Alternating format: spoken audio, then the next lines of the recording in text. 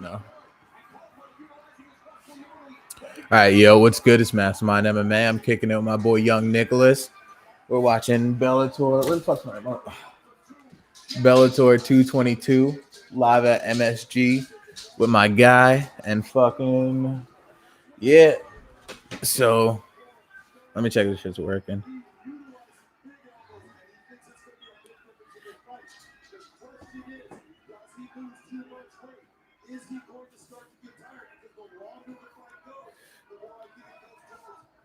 All right, so now it's Caldwell versus Horiguchi. So all right, so all right, it's working. Dope. All right, so for Young Nicholas, you don't want to sit over here getting frame, bro? Yeah, no, you're good. All right. So fucking. All right.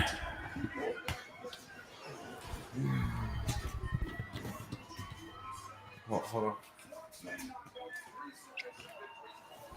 Ooh, All right, so now they're on the ground. All right, so basically, all right, this guy is the bantamweight champ of Bellator, right? Yeah. So he went over to Ryzen, which is made by the same guys that made Pride, which is like this like OG like dope organization back in the day, run by the Yakuza and all that, but it was super dope. And then now like they started like Ryzen, which is like a reimagining of it, and like he went over there and he fought him. And he was basically winning, and he got caught in a choke. And now they're rematching in Bellator because in Ryzen they fight in a cage. So now they're rematching here. And I interviewed him. He's dope as shit. He trains at Alliance with Dominic Cruz. Okay. Yeah. All right, I'm gonna go make a mixed drink. I'll be right back. Take a shot of the elixir of the Asgardians. They don't know what's good with the elixir of the Asgardians. Like somebody's life and takes it away. I'm hoping they're not like spending like too much time just like staying grappling, because he's got really good fucking he's got really good striking, dude. I see his strike radius is pretty long for his size. They're pretty wide. Yeah, did you just take a shot without me, Mike? Oh my bad. I did. Gosh, you're drinking the elixir without the king. Well, I'm the king, bro. You're the Mastermind. No, I'm the fucking king. King Mastermind.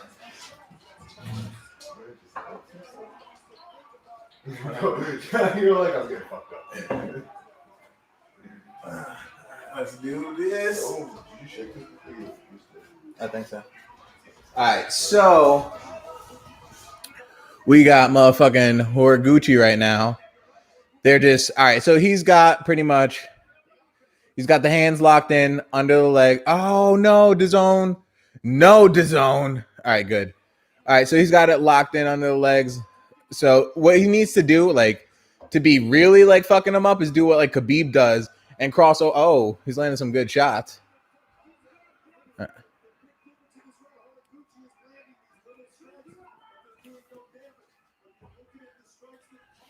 Yeah, so fucking. Cheers. Cheers. No, these are all mine. I know. I'm bumping you, dude. I don't feel like grabbing my glass. Oh my gosh. Never with an empty glass, never with a glass, you must drink. Yeah. All right, so. Oh damn. He's standing them up, but they're keeping it pretty busy.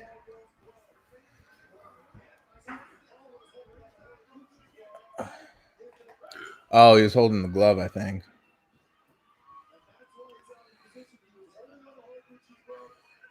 Yeah, it was. Okay. Oh shit, dude. Look at him. He's laughing at us. What? He's got some confidence. All right. He's got some real confidence. Oh, so that was a nice kick. Yeah, he's got good striking, dude. I was watching him at the open workout. He was really doing his thing. What's good? We got two people up in this bitch. What's good? All right, so yeah, dude, fucking. All right, so first round, I feel like he wanted to kind of establish, like, listen, I'm gonna slow you down.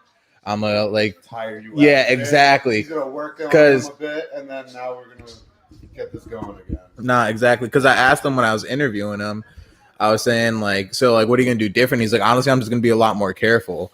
And like earlier in the fight, another guy I interviewed, Aaron Pico, he was really chill. I chopped it up with him. He moved to Jackson Wink. That's John Jones's camp. Like, so they were like really about fucking they're really about being like more cautious and like being like just smarter game plan and higher fight IQ. it's a 5-round match. You're not trying to do it. But not that one was like a 3-round one, but fucking with Aaron Pico. But like he's like this crazy wrestler, but he's just going and knocking people out. And now he's like, all right, I'm gonna go stick to wrestling. And then like he was taking the guy down like constantly. And then he went to shoot like another like double leg, but like the guy threw like a flying knee and knocked him out. I was like, fuck. Because like Aaron Pico was dope as shit, and he's really nice to me. I was like, damn, dude, I was rooting for you, but like he'll be back, you know what I mean? And Caldwell was dope. I talked to Caldwell, and like of course, like dude, everyone on the channel knows how much I fucking love Dominic Cruz and shit, and like me and him, so like fucking he's part of the Cruz Alliance, so of course I'm going Caldwell.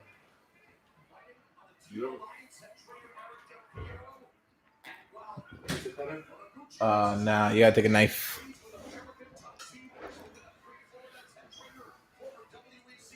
All right, so now he's just like open up a leg kick, just feeling him out.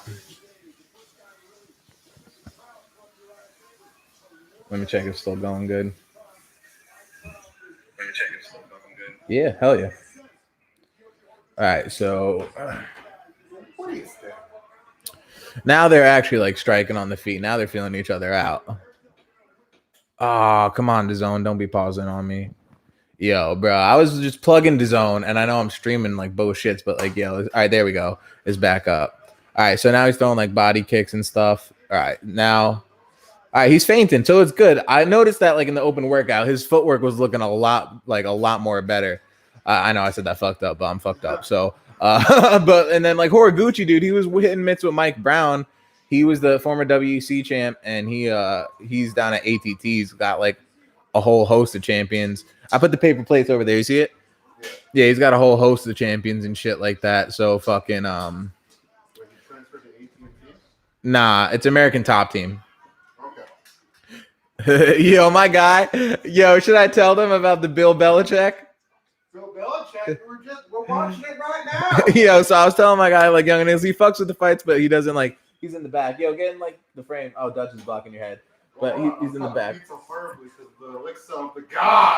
All right, so fucking he doesn't. So I was telling him like how I was doing the media day and shit, and he's like, "Oh yeah, so you're over there at Belichick, right?" And I was like, "Did you just call the shit fucking Belichick, my guy?" Like, dude. You got the pizzas, bro? The elixir. What the fuck is this? Oh my God, all right, good luck. looks. Do anything like that. All right, so all right, now he's still like shot another. I hope he doesn't like, dude. It's 5 rounds. I don't know if he's just grinding him out, but he can't really be like, he can't make this his game plan the whole time. Oh, look at Dom Cruz in the back, my guy. Let's go, brother. Fucking that was him. He's in the corner.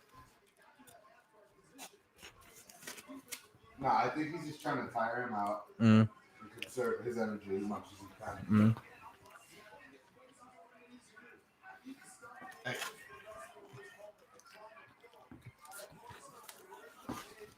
I mean, if we move this a little closer. What that? No.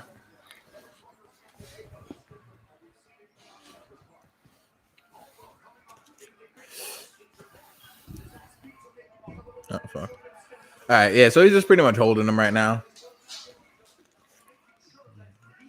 There's not much really going on.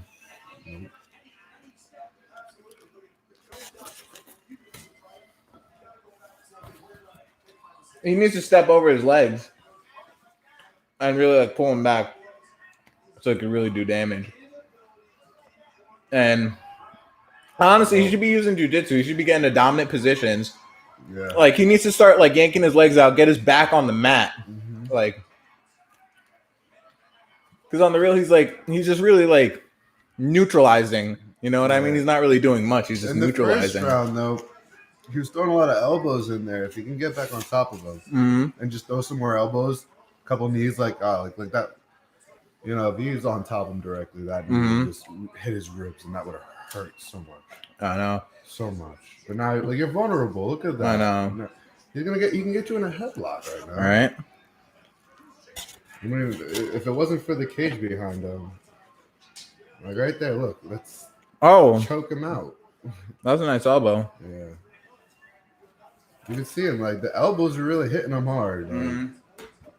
I feel like he's tiring himself out more than he. Yeah, because it's really taxing though, that style. And honestly, like he's not getting a dominant position. It's like kind of neutral. They're both getting off like pitter patter shots on each other. Exactly, like what Big John said. Like exactly, like Darren Caldwell's just trying to control. He's just trying to neutralize him.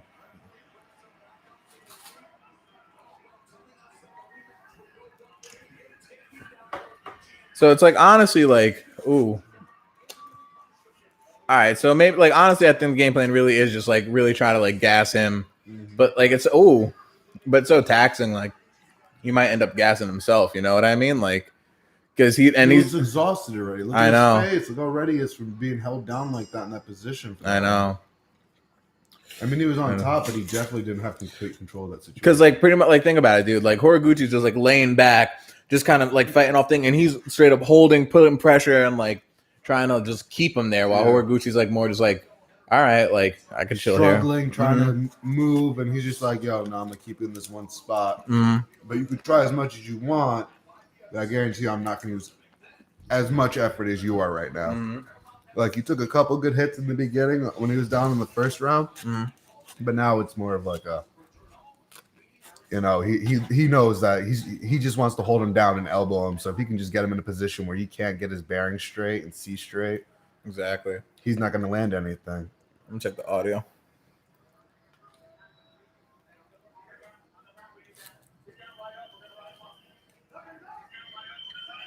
Can I say something? Hello. Ah, word. Not bad. Super annoying. But yeah, all right. So now I'm hoping they actually start like swinging in this shit right now, like these lights are crazy. Because they're both good strikers. No, they really are, but they're just trying to make it so if they get land a hit on them, well, that they're not gonna, you know, take them down.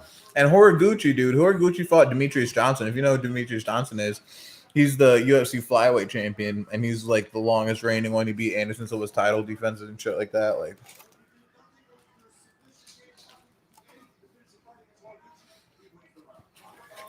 oh. All right, don't start grappling. He submitted him last time. Oh, that's not good. Is he gonna get the arm with it? Is he gonna get the arm release? No. Yeah, just lay it in. Just lay it into his kidneys. Come on. No, you're not gonna get any head hits. There you go. Nah, he needs to start syncing up an anaconda. Like, it's not smart to just like ground and pound when you had that position. You could just start sinking into anaconda. He's got that leg. But now Horiguchi's going for like you see what Horiguchi's doing. He's trying to step over. You know what I mean? He's trying to step over the mount. That's something Caldwell wasn't doing. Caldwell's just like his leg in so he can't get. You see the difference? See how Caldwell's back is on the mat, and Horiguchi was up against the cage. Dude, that was the difference. You see what Caldwell needs to do is get up to the cage, get up and dig underhooks. That's what he needs to do. Right now, he's got his leg locked right now. That's called half guard. Path guard. Whatever it's called, his leg is not movable. And yeah, I'm just trying to teach you. Yeah, no, I know. But now it's just like neutralizing. Damn, dude, I was expecting this fight to be a lot more. Nah, I did too. But like, you never know. There's 2 more rounds left. Anything happens in the shit. You know what I mean? I think that's what they're thinking also at this moment is like we're only in the 3rd round, just starting at pretty much almost halfway through the 3rd round. Like, I just want to wear you down enough that if I do land something, when I do land something, it's going to be enough. Yeah. But it's like, honestly, like, what's up? What's up, my dude? You agree? Yeah. She agrees. She said she's going to fuck everybody up. Yeah, she really will. But, you see, now he needs to start working up. He needs to just get up and get his under. He needs to use the cage, or he needs to close his guard. You know, he's kind of like in between and like indecisive. Like, dude, like there's like 2.5. They're like half the round is left. You know. Oh, he gets that head free. Yeah, there we go. He was gonna start. Oh, heel hook. Oh, he got out. He's smart. But like now he no, don't throw. He got way too over aggressive. Yeah, he thought he put himself in the same position. He was trying to catch him off balance. He's trying to get it back too hard. Yeah, like at the first one, like switch it real fast. Look at that. Because now he was dominating this round, but now you don't know. Like you had like half the round, Horiguchi had half the round. So it's like now the momentum could be shifting towards Horiguchi. Mm-hmm. Oh. If we can get that left arm and his head free. Mm-hmm. Right now, he's just trying to protect himself. He's like, I'm gonna throw a little couple jabs in, but I can't get hit. Mm-hmm. No, exactly. But, yeah, in reality, he should get on top of him and start pounding. Like there, right. Pause. Yeah, look at that. Oh! He needs to start moving. I'm gonna stop it. He needs to start. Oh, there we go. Oh, there we go. The fucking wolf. Let's go. He's pissed. Now let's. Oh! There we go. Don't get too sloppy though. No. Oh, there he goes. Sloppy. Super sloppy. No, it's a clean knee pick. He's gonna get dominant position. Really? Unless he scrambles. I don't know how well his jiu-jitsu is, but he didn't look like he was doing well. I saw Caldwell grappling at the open workouts, dude. He's got like really good transitions, really good scrambles, like really creative. How was he on his back though? Because obviously he wasn't. He was just very defensive. I think he was like more worried about I need to get up than being technical. Yeah, I was like, no, but I think he's like on his back. He's just like he's trying so hard to stay on top. Instead of trying to get, but you see, he's not stepping his legs over. He needs to watch some Khabib tape if this is going to be his game plan, because he needs to watch. You see the way he's wrist riding, right? Yeah. He needs to do that. Yeah, you need a wrist ride, and just every time they do, you got to pick that up because that's how they build up. That's how they build their base. Oh, that was a clean knee. Oh, you definitely feeling a little dizzy right now, man. Right? You definitely feeling fucking dizzy, because I'm feeling dizzy from that. Mm-hmm. Definitely feeling that shit. Where's my? Oh, it's over here. But yeah, dude. All right, so fucking look. There's my guy Dom. Yeah, I want to hear what Dom says to him.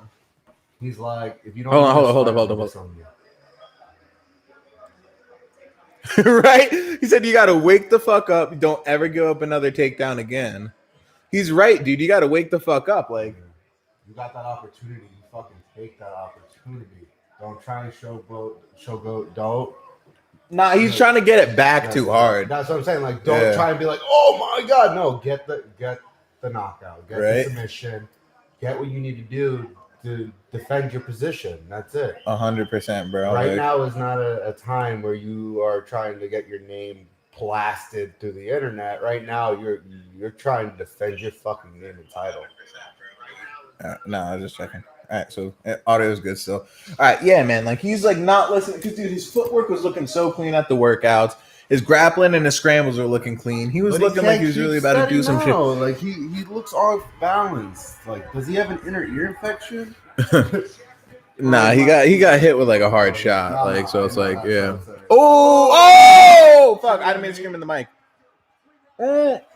The same shit, but he got a rear naked choke. He's about to get a guillotine. Fuck, nah, Caldwell, nah. Shit, it's done. Nah, that's in pretty tight. He's almost got his head out. He's not really like. Oh, all right, yeah, because he wasn't like cutting the circulation off. Yeah. All right, now step the fuck over, wrist ride, take his fucking back to the mat, get in high mount, and start doing ground and pound. Don't just try to like be neutralizing him right now because honestly, it doesn't look good. No. You're right now. You're just putting yourself in an open. You're neutral. Position. He's doing like straight up. He's doing like the GSP with Faraz Zahabi type shit, like being safe. You have to neutralize your opponent. I feel if you fight for 25 minutes, you need to control your fighter for 25 minutes. That's GSP. You don't know who GSP is? Yeah, GSP is like one of the greatest fighters of all time. But fucking yeah, dude. Like he was like throwing like hands for a while, and then he started getting with Faraz Zahabi, and he started doing shit like this. But the thing is, bro, like in the exchanges, you're getting overzealous. You're controlling the fight, but honestly, it doesn't look good because you already lost to this guy and you got finished by this guy.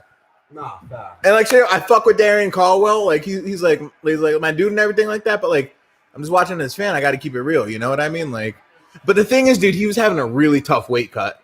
He was having a super fucking tough weight cut. So he's probably dehydrated. Because when I was interviewing the fighter, dude, like when I was interviewing him, like he was like, I was just interviewing the fighters like the day before they have to make weight. So they're like, no, how much was he over though? No, he wasn't. Oh, I don't know. I don't know where he was at, but like, no, there's no way he's under. What are you talking about? You want the weight cut to make way in, right? Yeah. That's what you're saying. So he was over by how many pounds? Well, I mean, he's in the process of the weight cut. So like you're like really sucked out and shit, and like a lot of them are dehydrated, but like I saw him like really like being affected by it. No, yeah, like I know. Oh, I know, he needs to keep. All right, so my bad. He keeps throwing those elbows. They're successful. Those are legal. He needs to keep like that's like that. Yeah, you're Rodriguez top shit in the type first shit. round. That's what he was putting all that damage into. But dude, like, all right, so he's not. Look, he's not stepping over. No. He's not pulling him back and stepping over. Grab him right there. Grab him by his thighs, pull him down, but keep your head up so you can get on top. And I guarantee you'll be able to get that clean. If he lifts his knees and pulls, as long as he can dude, this shit is getting like so dry and boring, and it's like it has the potential to be super exciting. It's a cross promotion. Look too. Even they say, "Yo, come on." Yeah, he's like, "Bruh, let's." Like, I'm tired now, and you're just drawing this out. Like, I know, like it's fucking, and 2 minutes left, dude. And like, he's like keeping busy enough that like the ref doesn't have to stand it up. Full blown. I know, like honestly, dude, like this shit is like, all right, Caldwell, you need to start utilizing that foot movement, that understanding of distance and range on the feet. That is a total. You have Dominic Cruz teaching you, dude. Like you should. Oh, Duchess, where the fuck is the remote? Fucking A. No. Where the fuck is it? Oh, right there by the speaker. No, that's the speaker remote, dude. Get up. Fucking A, dude. Oh, it's right here. Oh, it was all you. Nah, it was all you, bro. It was all you. That's 100-foot waves. Alright, so fucking alright, so some shit fucked up with the remote. We're going back live. Alright, so back at it. They ain't doing shit. Oh, now they're on the feet. 40 seconds left. Alright. Let's see what they do with it. Let's see what happens from here. Because this could be ending right now.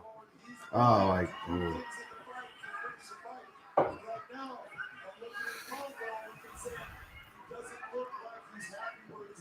I was gonna say you about to catch him with that southpaw right there. Dude, he should have like a real like. No, he should be darting in and out using feints. He should be setting stuff up a lot more. He's not using any feints. He's not setting anything up. He's look. He's got over under. He needs to be reaching for double unders and getting the dominant control. Look at it now. All right. And now Horiguchi ends the round on top. So in the judge's eyes, it's like they're gonna think that. Oh, shout out all 5 people up in this bitch. What's good? And then fucking it's like, dude. All right, what is this going? It's the 5th round now. Yeah, it's the 5th round. So now they're going into the 5th round, man, and like Caldwell could be up like I don't know. I don't remember. I would say like maybe he's like up 2, like definitely, but arguably like. You could say the other guy, Horiguchi, won too. Mm-hmm. So it's like this is make or break, and it's like honestly, dude, if you're just trying to like control the fight and neutralize it, you may end up getting a fucking nod. Oh, somebody said something. Has the card started yet? Oh yeah, the card started on DAZN. Yeah, it started like probably like maybe like 30 minutes ago. What? 10:07. No. That's from the first time, right? What? 10:07. Oh yeah, I didn't hear what you're saying. Yeah, but like 10:07, yeah. So the fight started at 10:07. I don't know when he posted that at the timestamp, but shout out to Will Charton. Oh, I had to start on Sky Sports. Damn, dude, because the main card started. Is it airing on Sky Sports or is it only on DAZN? Because I know it's on DAZN. I actually signed up for this shit for this, but fucking, I'm not sure if Sky Sports is playing it. I think it might be DAZN because I know DAZN is actually like in Europe and stuff. So I don't know if it's exclusively on DAZN, but there's other means of like, you know what I mean. But I'm not trying to. It's a Madison Square Garden event. It's meant to be on Sky, but the golf is still on. Damn, is it on BT Sport too? Or like or is it on BT Sport instead of Sky? because I know back like over in Europe, because you're probably in Europe if you're watching Sky Sports. So like I know over in Europe, like all the stuff is free over there. What about ESPN 88? Nah, just Sky. Oh, word. And so it might be starting on. Oh! We're back in this. I know. He clipped him. All right. So yeah, I mean, I don't want an official review. I want this to be like an official call. I want this to be a knockout or submission. I know. And honestly, be an actual win, not I don't want a group of people telling me I beat you. I want to beat you. Show me that. I'm about to Google for my guy Will Charlton, see if it's on Sky Sports. Who's winning? Bellator. Who's winning? Honestly, bro, it's like right now, 50-50. It's Darian Caldwell has been trying to do the GSP, just holding him against the cage. Horiguchi had some positions where he had right, so Caldwell controlled for 2 rounds, not doing much. Horiguchi had top position for 2 rounds for the more dominant times, and he was landing more meaningful shots. So honestly, in my eyes, it's 2-2, and the 5th round's deciding it. It's 3:30 right now, and Caldwell's just been like holding him up against the cage, and like not much is really happening, honestly. And it's just like that like pitter patter bullshit, and he's not stepping over the legs. He's just like sometimes wrist riding, just like holding over the legs, and it's just like it feels like he's trying a fighting style that he's not accustomed to. What's good, NC Gaming? I guess it feels like he's not a ground impact, not jiu-jitsu kind of man. Hold up. All right. Will Charlton said, who you got for the Chael fight and the Gracie fight? All right. So I was saying for the Chael Sonnen fight, like I talked to both of them and on the media days when I was doing interviews with them, and like pretty much Chael. Oh, Duchess, get down. Chael's gonna do Chael, and he's gonna try and wrestle with him. And Lyoto wants to just strike and get the get the knockout. And so Lyoto's been drilling his takedown defense. So I feel like if Chael can't secure the takedown early and establish that he could be dominant, that Chael is probably gonna he might get clipped up, honestly. But if Chael can like dominate the fight and get him like taken down, and take Lyoto down, I feel like Chael could get it. But honestly, I feel like Lyoto might Lyoto might catch him.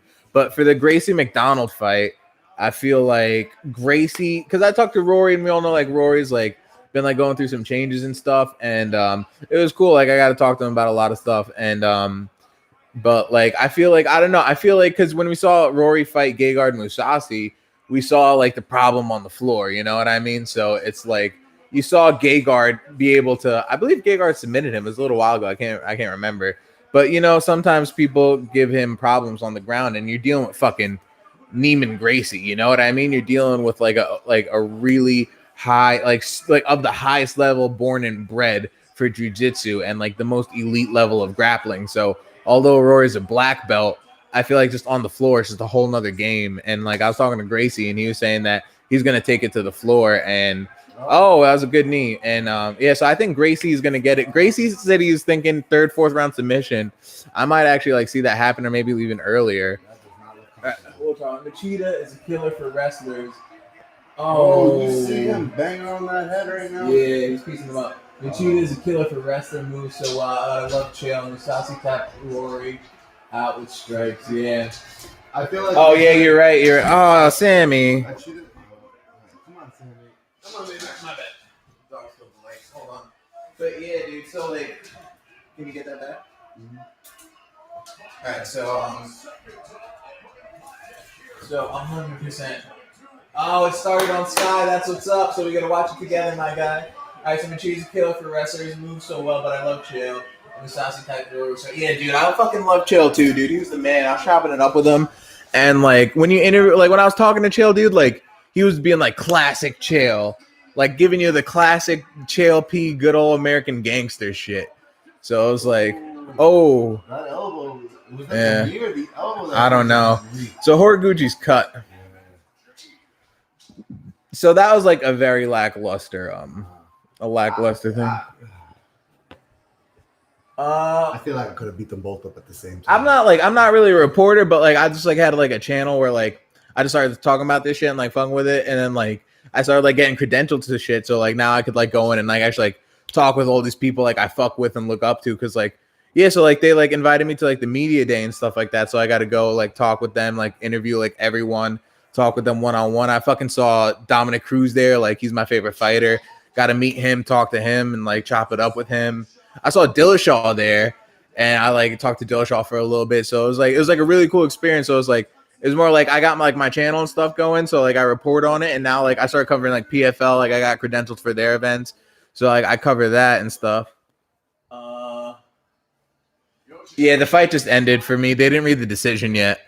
So yeah, so like I went and like started coming like PFL and shit like that. Me and young Nicholas, my guy over here, we're probably gonna go to the one in Atlantic City, have like a whole like make a whole fucking weekend of it, get like fucking lit, and then just like watch the fights and report on it and stuff like that. But yeah, I started like doing shit. It's like dope, like meeting all the fighters, like, and it was cool like going to like PFL and like covering like getting in on that end. And but like now, dude, just like I gotta like go talk to everyone on this card, you know what I mean? So like shit was super dope. Yeah, I got all the interviews on my channel. You can check it out after the fights and stuff like that. So yeah, dude, like on the interview when I was talking to Chael, dude, Chael's like like he was classic fucking Chael. I was like talking to him. I was like, can you make the wording bigger? I can't read. I'm pretty blind. I'll just read it out loud. But like I don't want to like fuck with it right now, you know what I mean?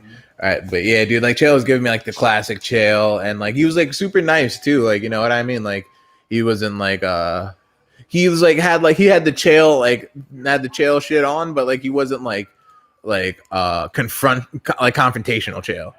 But yeah, I fucked with him. He was like super nice, and I was talking to him and like got the interview with him. He was like super dope. All right, let's see. Ooh, split decision.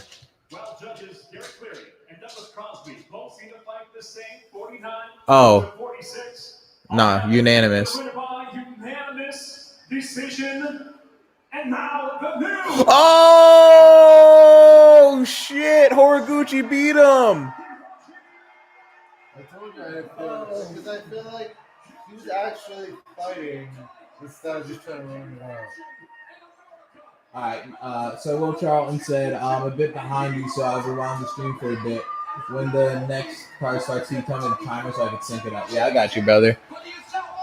Damn, dude. So Horiguchi is the Ryzen and Bellator champ. So that's a big deal, dude. He's up 2-0 in the series with them. So basically what that means is he unified across promotions.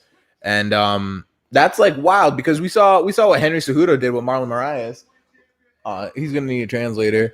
But yeah, all right. So we saw what Henry Cejudo did with Marlon Moraes, dude, and that was fucking wild. And Henry was actually talking about doing like cross promotion shit. Like when you think about it, DJ's over at 1. Henry's got the win over DJ. They got like a rubber match they need to get going. But at the end of the day, like that's like hard to do cross promotional. But now with Ryzen and Bellator, they have that shit where they could work it out. And when I was at the media day, when Scott, he was talking about how like Horiguchi is going to be contractually obligated to defend his belt once a year. So now Horiguchi's the fucking Bellator and Ryzen champ, and like you unify across promotions, you're like a champ on some like boss shit. You know what I mean? Like that's fucking baller. You know what I mean? Like you're just fucking like the OG fucking the Ryzen champion and the Bellator champ. You just unified like two of the bigger promotions. You know what I mean? Are we checking the stream on your phone to read the comments? Yeah, I want to see if I can do that yeah. because I'm really blind and I honestly won't be able to read anything unless it's like size 54 in front of my face. All right. It's hard to So Horiguchi fucking won this shit. Hey, baby. All right, can you smoke an Elski? Yeah, we'll just I'll just open up the deck door and we can just light her up. Oh, right. Let me open the window over there so it's They're all open. Okay, You want to take an elixir of the gods? Guardians. Bro, so we got a fucking we got a special concoction of sorts. That is the elixir of the Asgardians. You don't even know what's in there. It's the fucking elixir. I don't know what it's in there. All I know is it's strong. Super fucking strong. And Birthday present. yeah, it's my guy's birthday, like earlier this week. Happy birthday, young Nicholas. We're celebrating it, chopping it up, watching the fights. Would love for him to have a rematch with DJ at 1. Reorganizational champ, right, dude? Like that'd be pretty fucking wild. Like Yeah, dude. Imagine Horiguchi versus DJ at 1. Holy shit. I didn't even like think about that till you just said that. Cause like, bro, he's in the like then like you start like getting like, all right, now you're like in the argument of greatest of all time, like greatest bantamweight of all time, but like I feel like that's Dom, you know what I mean? But I feel like people are working their way up, you know what I mean? And the argument, like we're like not working their way up, but they have an opportunity to really like start some shit like that, you know what I mean? All right, but hold on, I got the one we were smoking earlier. No, So it's no, nothing. you don't get plate for now? What up? You don't get plate? Yeah. Completely? Yeah, for now. I'll like eat maybe later tonight if I'm hungry. Yeah, do me a favor. Grab me one of the cups by the Keurig so I can ash in it. All right, so all right, now I think it's next is Eduardo Dantas versus Juan Archuleta. So I saw Archuleta there too. That's like how I saw TJ because TJ's cornering him. Dantas is the former champ.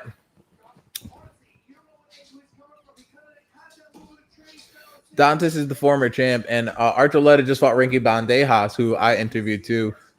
He's like dope as shit. But yeah, they went to a decision, and Ricky Bandejas fucking like put that sweet chin music on James Gallagher when he was like getting mad cocky and shit, and knocked him the fuck out. But Sweet chin music? that sweet chin music, That's a good one. and I mean it's like a phrase. I didn't make it up. I don't know that. Yeah, and All then I know is I'm gonna use that next time. and then yeah, dude. So like Juan Archuleta is fighting, and then like I feel like Archuleta like probably might win this, but it's gonna be a good fight. Ricky Bandejas, that's gonna be like a banger of a fight.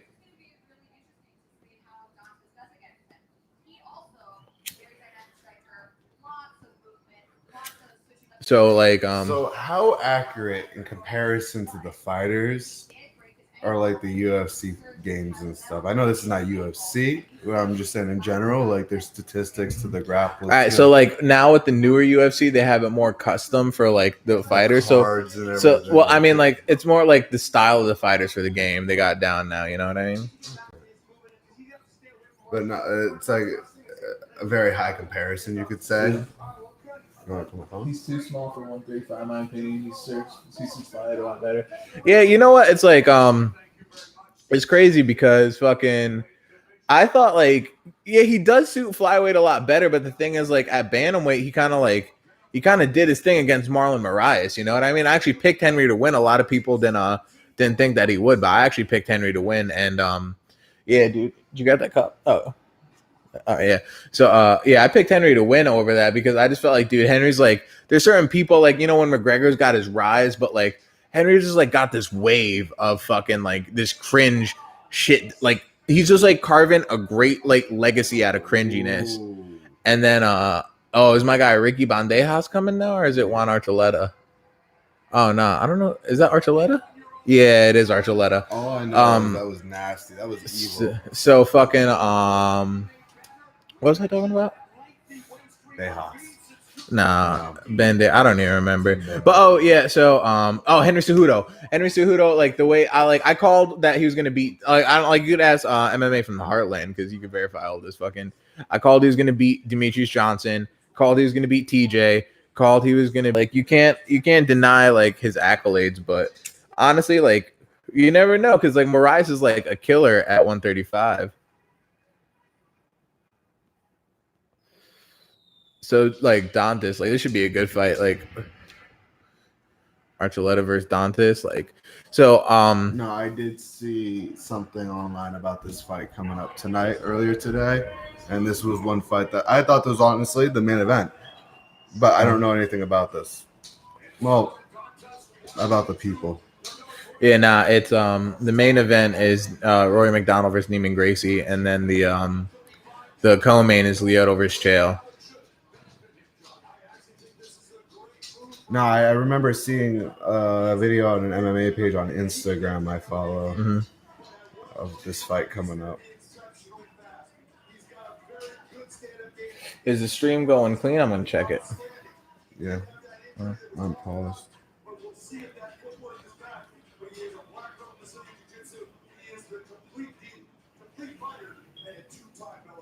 Yeah. I mean, Kyoji, he looked tiny compared to Caldwell. Yeah, 100%. Like he was a smaller guy, but like he just like know how to do it better. Uncle Hank, what's good, Uncle Hank? Hola to you, sir. Uncle Hank. Oh, can't wait to buy some propane and propane accessories. What's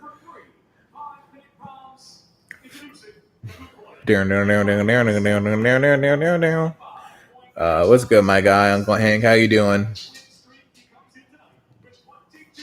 Did you guys see the crazy flying knee knockout that Adam, or what's his name? Some Adam Boric got on my guy Aaron Pico? That was fucking wild. Charcoal is greatly overrated.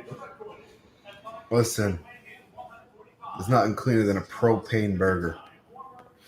I agree. Uncle Hank, you're my dude. Well, what do you tell people that want it well done? Well, you politely tell them to leave.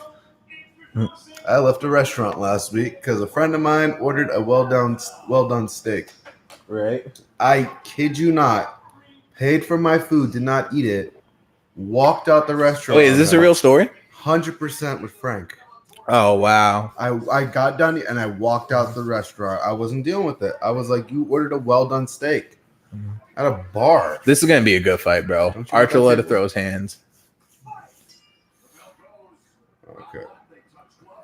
Yeah, they're gonna be standing and throwing for the most part. They You already see the way they're coming out. You know they're like. were like, yeah. You know, just don't take hard feelings of this, but I'm about to kick your ass. That's what Right. he's coming All out. right, so Will Charlton right now. It's Archuleta versus Dantes at 4:40 of the first round. So that's where we're at. 4:40 of the first round. 4:34, 33, 32. 4:30 first round. So like yeah, they're feeling it out. I like Archuleta's movement. What's up? Hold on. It's 4:20. I'm sorry. Yeah. So dude, they're actually throwing hands. So Archuleta's gonna. Oh, he's swinging for the fences. I see Archuleta's kind of like picking up a bit of TJ style, like the way he's throwing the hook. Like he throws like TJ likes to work off his lead hand a lot. So like TJ will be like he'll be like keeping like his hand posted and he'll be doing the jab, a hook. You know what I mean? Like I've seen that. You know, he comes in with the Superman with the left hand. Right, that was a Superman punch. I didn't see it. I'm gonna He leans his entire body into it. I'm gonna get us a licks up the dogs. In the shots. Yeah, bring it all over. Keep talking so it ain't dead air. Yeah. Oh, I'm sorry. No. Oh, that left hook was insane. Nah, I don't know. I feel like if this round isn't done by the second round, Archuleta is going to be too tired from the way he's coming at it. I don't know his stamina. Because they work at the training lab, dude. Oh, and he works with TJ. Here's a shot. And honestly, bro, Did you shake it? yeah. And the way they are, dude, they have a high output with amazing cardio. Yeah, all right. Because no, I was saying personally fighting, just knowing throwing dead shots. Yeah, if you miss, it could gas you. But like, you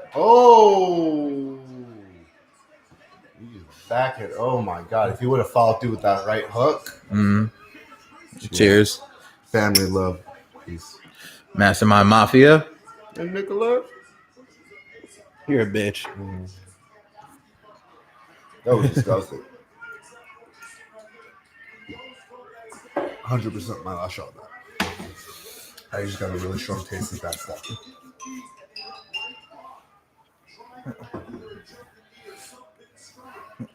Dan Papiano. My guy Emmett from Heartland. I want to see if he wants to get on the phone. Join us. Oh wait. Oh no. I thought he said something about Dennis. I was like, oh wait, no, don't swell anything. But yeah, fucking my guy. I might hit up MMA from the Heartland.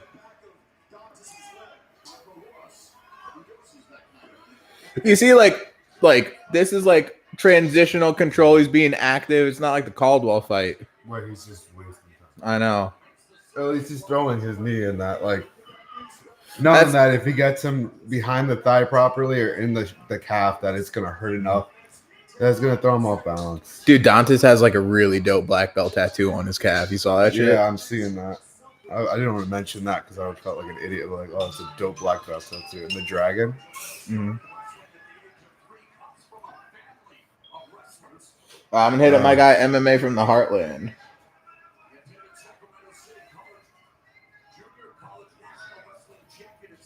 Okay.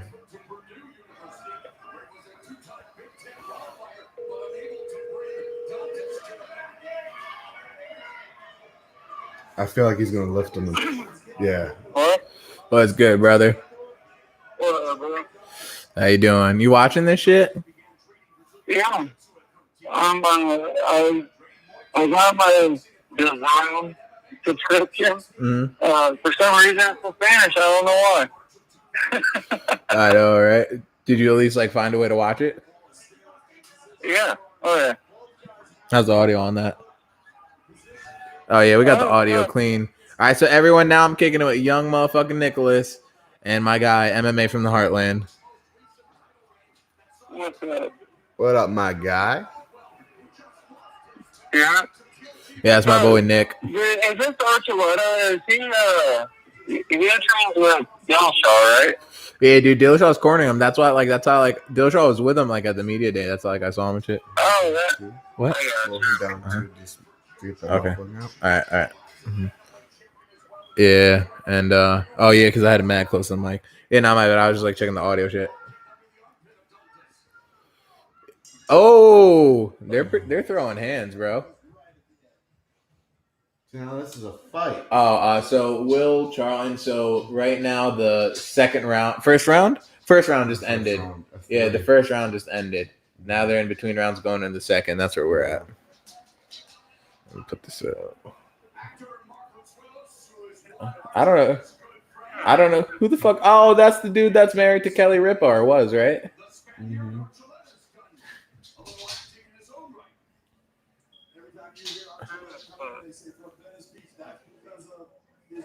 Can you tell me when the second starts? Yeah, I got you, brother. I'll tell you when the second starts. Yeah, so what are you thinking? Were you watching the pre? Yo, did you see Pico get knocked out, bro? He did again? No. I literally just got it on. Oh my gosh, dude. So, look, there's Dillashaw corner. Down to Caldwell. I know, dude. So fucking dude. So Pico goes in there. He's just shooting so he's with Jackson Wink now, right? So he was just shooting doubles on him, just slamming him on the ground, controlling, getting on top, ground and pound, and then so like the guy just comes out, he throws a flying knee while Aaron Pico's going for a takedown and just knocks him out. God damn. I was Dude, that guy's like either kill or be killed. Like, oh, calm down. Or he's getting knocked out. Now, most likely, he's gonna get knocked out. I know, dude. It's crazy, but like, That's dude, crazy. he got way overly conservative at Jackson Wing, but Archuleta kind of rocked him. But yeah, dude, like oh yeah, so the second started. My bad. We're at 4:23 in the second. Will Charles, I feel bad for Pico. 4-3 doesn't present him well. I know, dude. Like he's a really good fighter, but that's just like a rough record. That's a tongue twister. A rough record. You know what I mean? Yeah. Oh, that's a really rough record. That's too. I guess I haven't seen how. Was it a nasty knockout? Like, did it come pretty easy or? Like, so Aaron Pico is pretty much like dominating the fight, like just on the ground, and the guy just threw a flying knee and got him because Pico just kept shooting. Archuleta's throwing to the body. Are you watching this? No. Oh, you're not watching the fights right now? Oh, I'm trying to get All right. Go to the other shit I told you about the other times, like the last week when you asked. All right, so now Archuleta and him are just kind of stalling right now. They're just like over under on each other. So no one's really going for anything. He's got a cut on his eye. Now Dantas switched the position. Now he's like holding him against the like fence. They're not reaching for like underhooks, like double underhooks. Oh, they broke. Now they like he threw a hard like shot. Yeah, they're kind of going for it though. I'm not gonna lie. Like now the card's like picking up. Like Archuleta's like really going for it. Oh, my boy, young Nicholas went out to smoke a cigarette. You out there, bro? All right, yeah, he just went out to smoke a cigarette. But fucking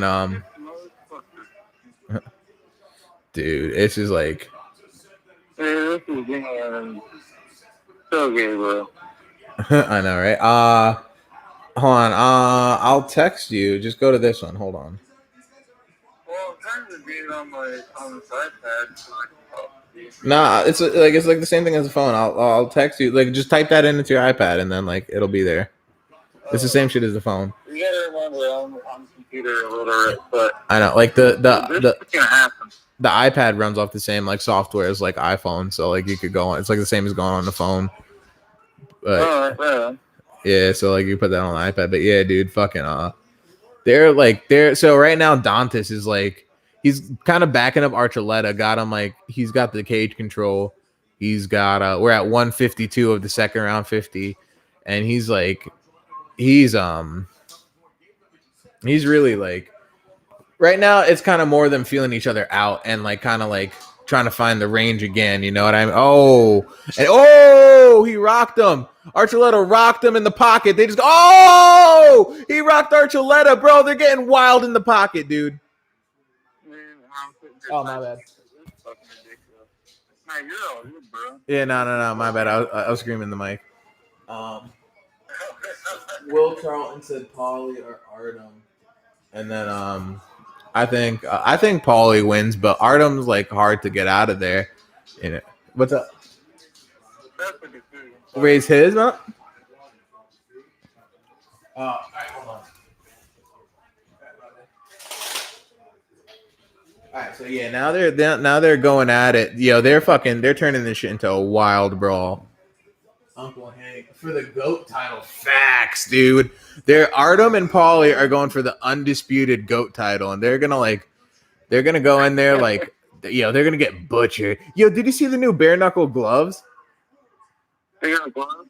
They got gloves, and they got like a little slit around the knuckles that's exposed. When I first saw it, I thought it was fake. What? Nah, it's illegal in most states. Some states good. It's illegal, right? Yeah, in some states, yeah. Oh.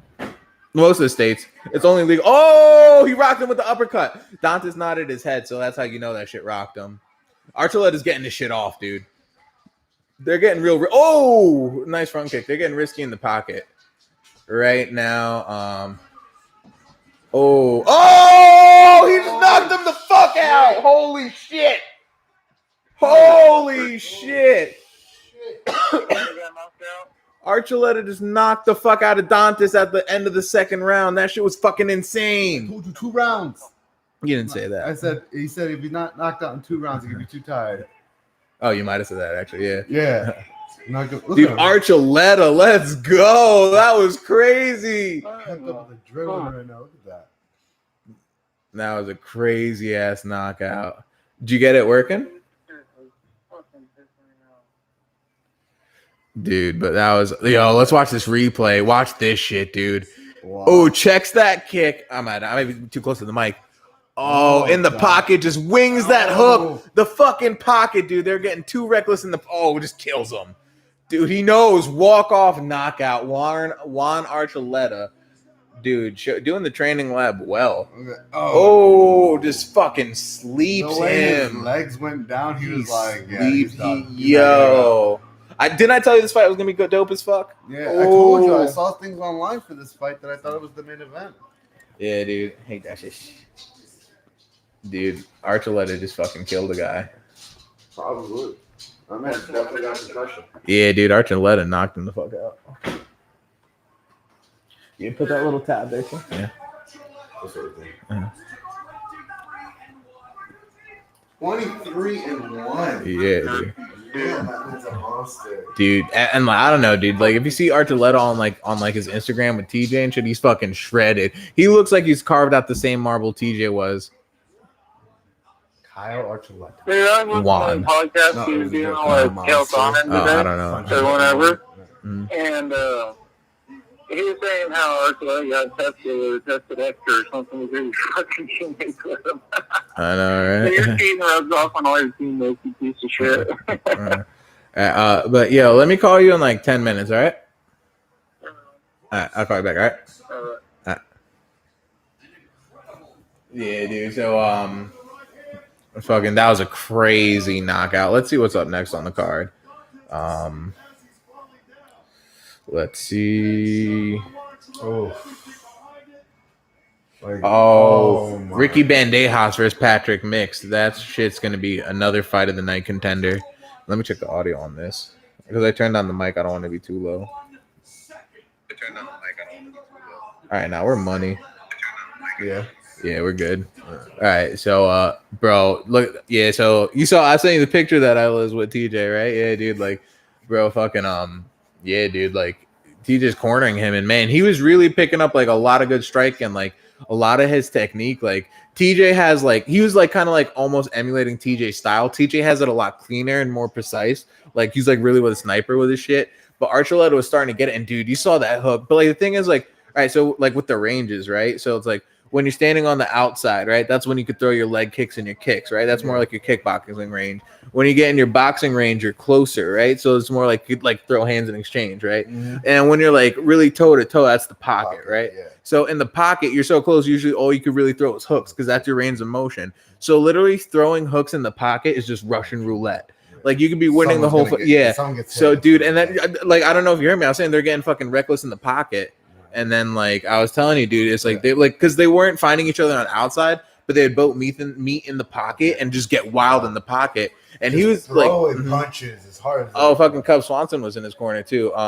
Fucking what's it called? Yeah, dude. So like when he was backing him up, dude, he thought that like because that was something that was working for Dantas for the rest of that, like the beginning of that fight, like he was getting octagon control.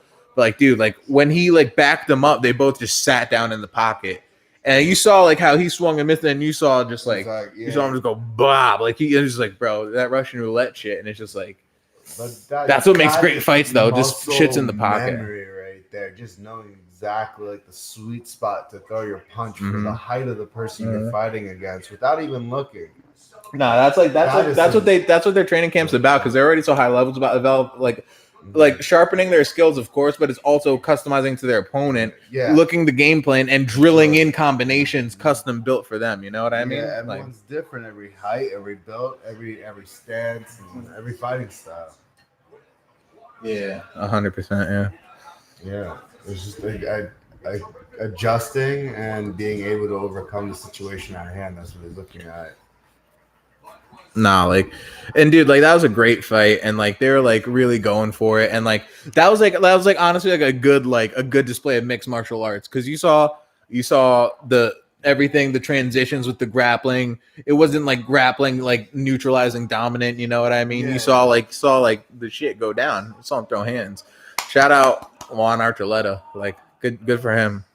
No, that was he did his damn thing. Yeah, that man's definitely getting his endorsement. Yeah, give that man his money. That's probably his girl too. She was bad. Beautiful, kid, adorable shit too. For a bald man with a beard. Nah, cause you just fucking do shit like that. Yeah.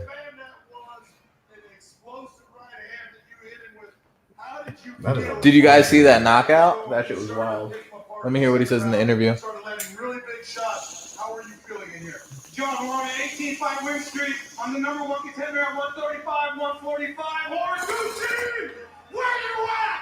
Come fight a real. He just called out the what? You are not leaving the States with that belt. Mark my words.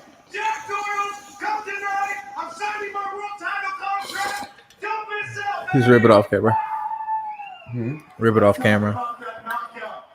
But yeah, dude, he fucking did his damn thing. Rip it off camera. I'm the weak one. Nah, dude, just kick your ass out if you don't listen. No, I'm just fucking with you. But yeah, oh, they're playing that replay. That shit was fucking nasty, dude. But fucking, they're fucking swinging. They're throwing hands.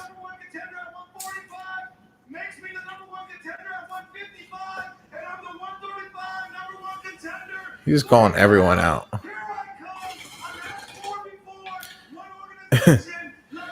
He just called out like everyone at fucking every weight class for like no fucking reason.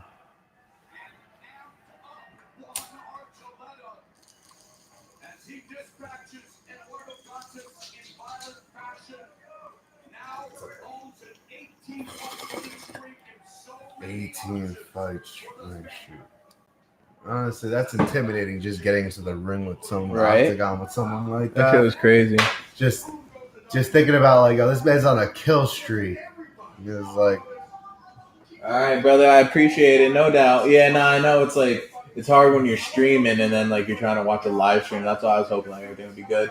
All right, my guy. Enjoy the fights. I'm probably gonna do post-fight analysis. So all right, we'll try. I'm gonna catch you later. We're still gonna be up in here, but good luck out. Good looks out on subscribing too, man. I really appreciate it. Fucking hell yeah. get ready for more Yeah. content. Hell yeah, hell A yeah. lot more. Yeah. So next up, we got Ricky Bandejas, and so I interviewed Ricky, and like he works at Nick Catone, so he's been training with like Frankie Edgar and stuff like that. So fucking and like Marlon and like Mark Henry's guys and stuff like that. So he's been doing his thing, and like, dude, like so like James Gallagher, he worked with he like trains at Conor McGregor's gym, and he was basically like Bellator's version of Conor McGregor. And then and then he was just like getting all up in like Ricky Bandejas' face. He was making his debut, and then he like just like clipped him up and fucked him up and knocked him out. And then he actually fought Juan Archuleta and went to decision with him the last fight. Yeah. So Lost mhm. because, 17, 16, 17. Yeah, dude. Yeah, and like he's been killing it right now. And I was gonna ask Ricky like, oh, if you win and like Juan wins, would you want to rematch with Juan? But then like I wasn't really trying to be like, oh, bring up like the guy you lost to on a card like you're fighting with, and then like don't yeah, bring up bad vibes right now. Like, nah, because they're all dope as shit. And I just wanted to more know about the technical and the future side. You know what I mean? So it was like, fucking. you want to get that? What happened? Yeah. There's some in there. You'll get more. Let's go this one. next Friday, go to Bellator. What happened? Oh, shit. No, I'm just going. You sure not to? What? No, I'm just going this one. You scrolled the last one. No. All right, drop in the comments who should roll this L. He rolled the last one. I So- rolled a mean L. Nah, I roll the better blunts, isn't it? This guy's so sloppy with this shit, bro. He's like straight up like blowjob, deep throating this shit and like sucking it down, and it's just like, nah. I roll the monsters, I roll the fatties, and like you roll the blowjobs. You roll the blowjobs. The best part. He straight up like sucker. Yeah, it was like rolling. Go ahead. Roll this one. Yeah. So I can complain about it. Yeah, nah, he's gonna. I'm going to complain about it. I'm going to let you know this now. Yeah, he's gonna. Because I'm not rolling it. But he I rolled am the last 100%. one. I don't care if it's great. It could be the best one I've ever had. I'm not going to let him know that. I'm not going to let him know shit. It's going to know in his head that this sucks. And I'm only All right, you're right. because, I will be. He tends to kill bit a lot of times.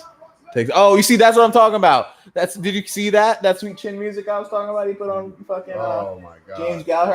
I hope they run that shit back. Oh. Nah, because he was getting all up in his face, Yeah. and then he was like knocked him out, and he was like, "All right, bro." Like, am I too close to the mic? Let me check it. How's the audio, guys?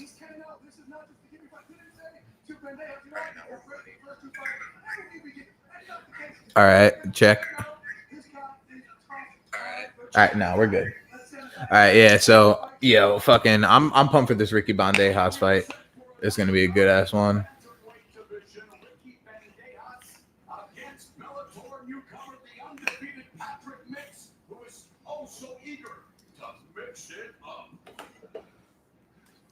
Yeah. So, let's see. I'm gonna scroll this up. So who do you think's gonna win this fight? Nick. Let me see. I got my guy Ricky Bandejas winning this one. Who do you guys think's gonna win this fight?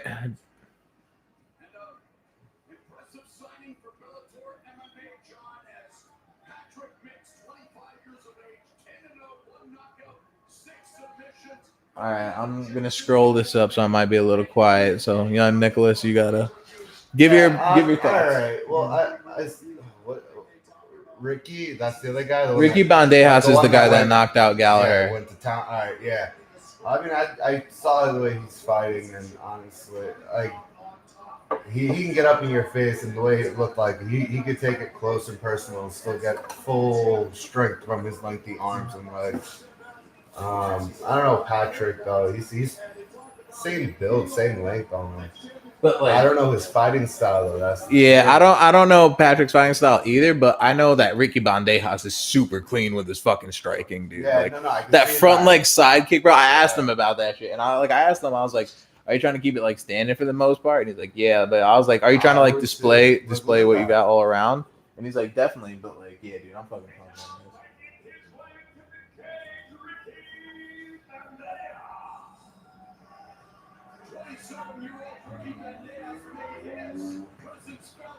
Yeah, Ricky, let's go, buddy. Yeah, I'm rooting for my guy Ricky.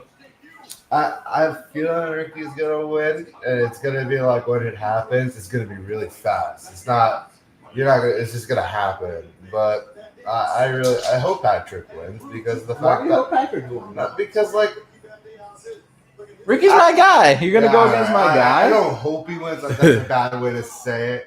It's that I'd like to see Patrick's ability to handle a strong striker like Ricky is. But like I said, I don't know. He could be, grappler. Nah, bro. I feel like Bandejas is gonna have enough scrambles and like transitions to get like back up to the feet and just like clip him the fuck up.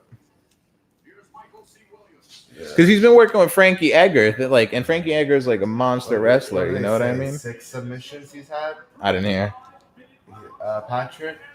Oh, I didn't hear. So I feel like he's But dude, like the thing is, he's making his promotional debut. You know what I mean? So it's like he got those subs. That's even more. Like you're making. Nah, dude. Like all right. So listen, James Gallagher is like a serious. Listen, dude. James Gallagher is a serious jits player.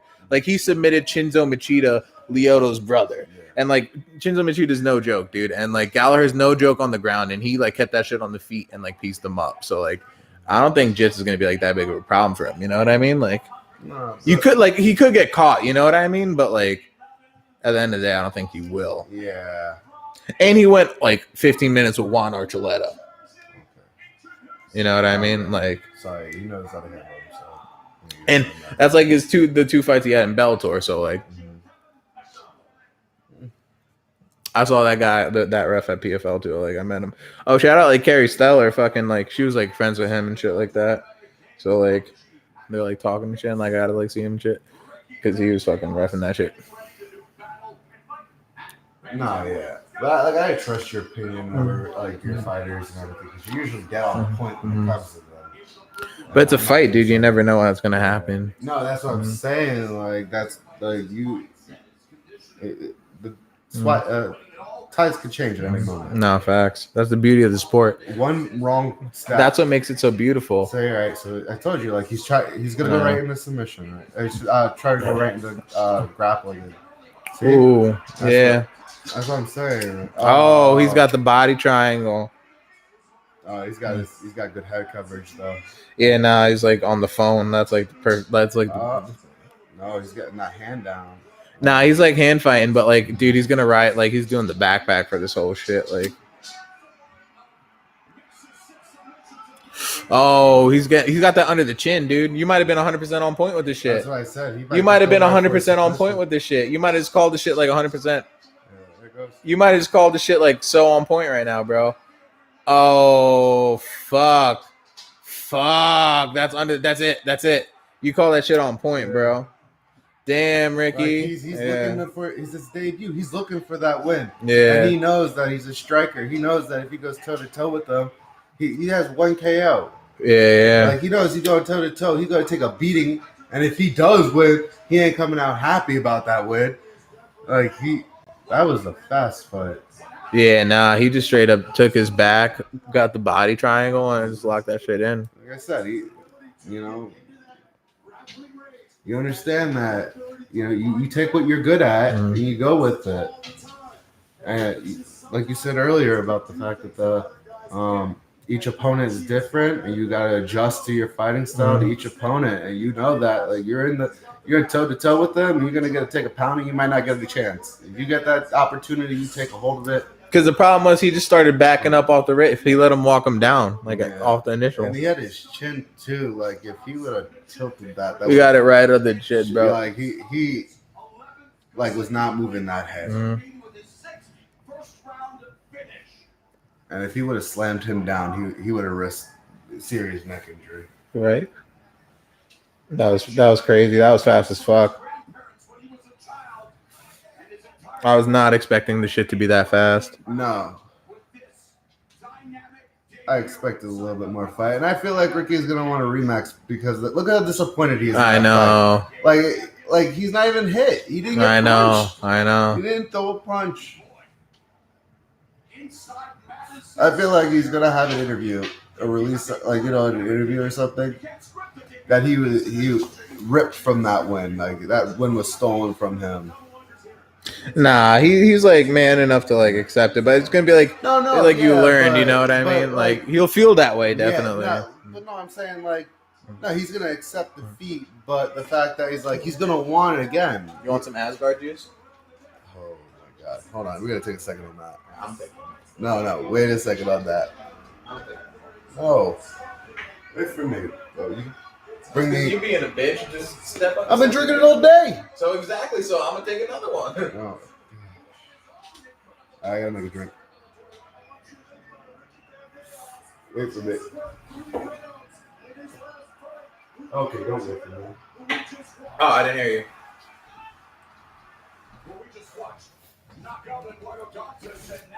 Ooh, wow. So damn, dude, young Nicholas was right on point with that shit. I definitely wasn't gonna go against Ricky because he was chill as fuck. But damn. Like I said, I don't know the people and I don't know the sport, but I know the fight. Yeah, you're just like going off of like what you heard in gut instinct. Yeah, dude, the gut feeling is always it because you just go off of the vibe of what you feel. That's usually it because it's just like the energy. You know what I mean? By the way, like I already said, all my shit's gonna be super biased for all the. I'm picking everyone I chopped it up with.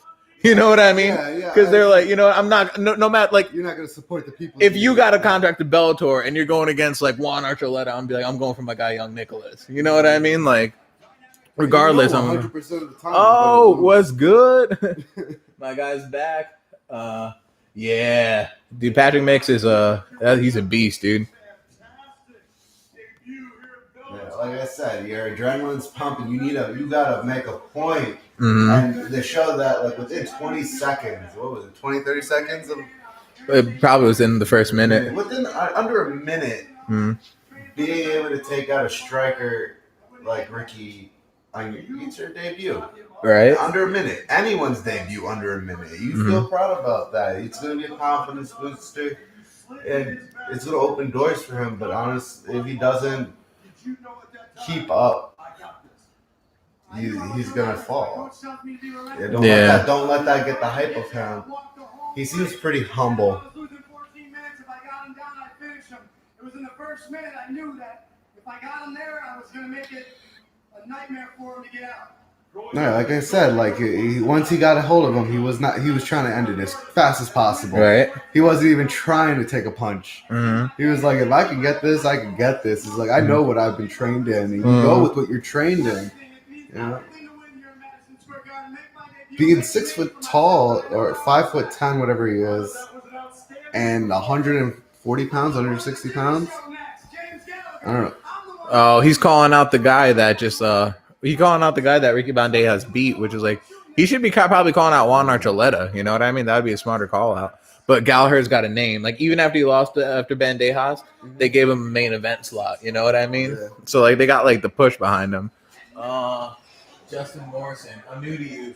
Did either you wrestle or strike or anything, or just high level understanding and appreciating the sport? What's good, Justin? My guy. Well, I boxed in high school, so like back in the day, so I have like amateur experience and like we got into like street fights and shit like that, and we wrestled before and shit like that, and like we didn't do it with a wrestling team because we were swimmers and shit, but like we fucking wrestled all the time, like at swimming and shit. Yeah, and honestly, like growing up, being around a lot of like fighters, different fighting styles, and just being around them and like working out with them and learning the different muscle groups that they use when they fight. Like you learn, like you understand like a little bit of the fighting styles like we ended up doing, and like I spoke with people that like were going to states and stuff for wrestling tournaments, and you know they're 120 pounds, but will take my 6'3", 220-pound ass down in an instant. You learn how key technique is. Yeah, like it. Exactly. Like there's different situations and everything. And I pretty much been watching like all combat sports my entire life, and like been watching UFC like forever and like MMA forever, and I probably like I'd say like maybe like 8th, 9th grade, I was like kind of like more what you describe as like casual. I'm like 26 now.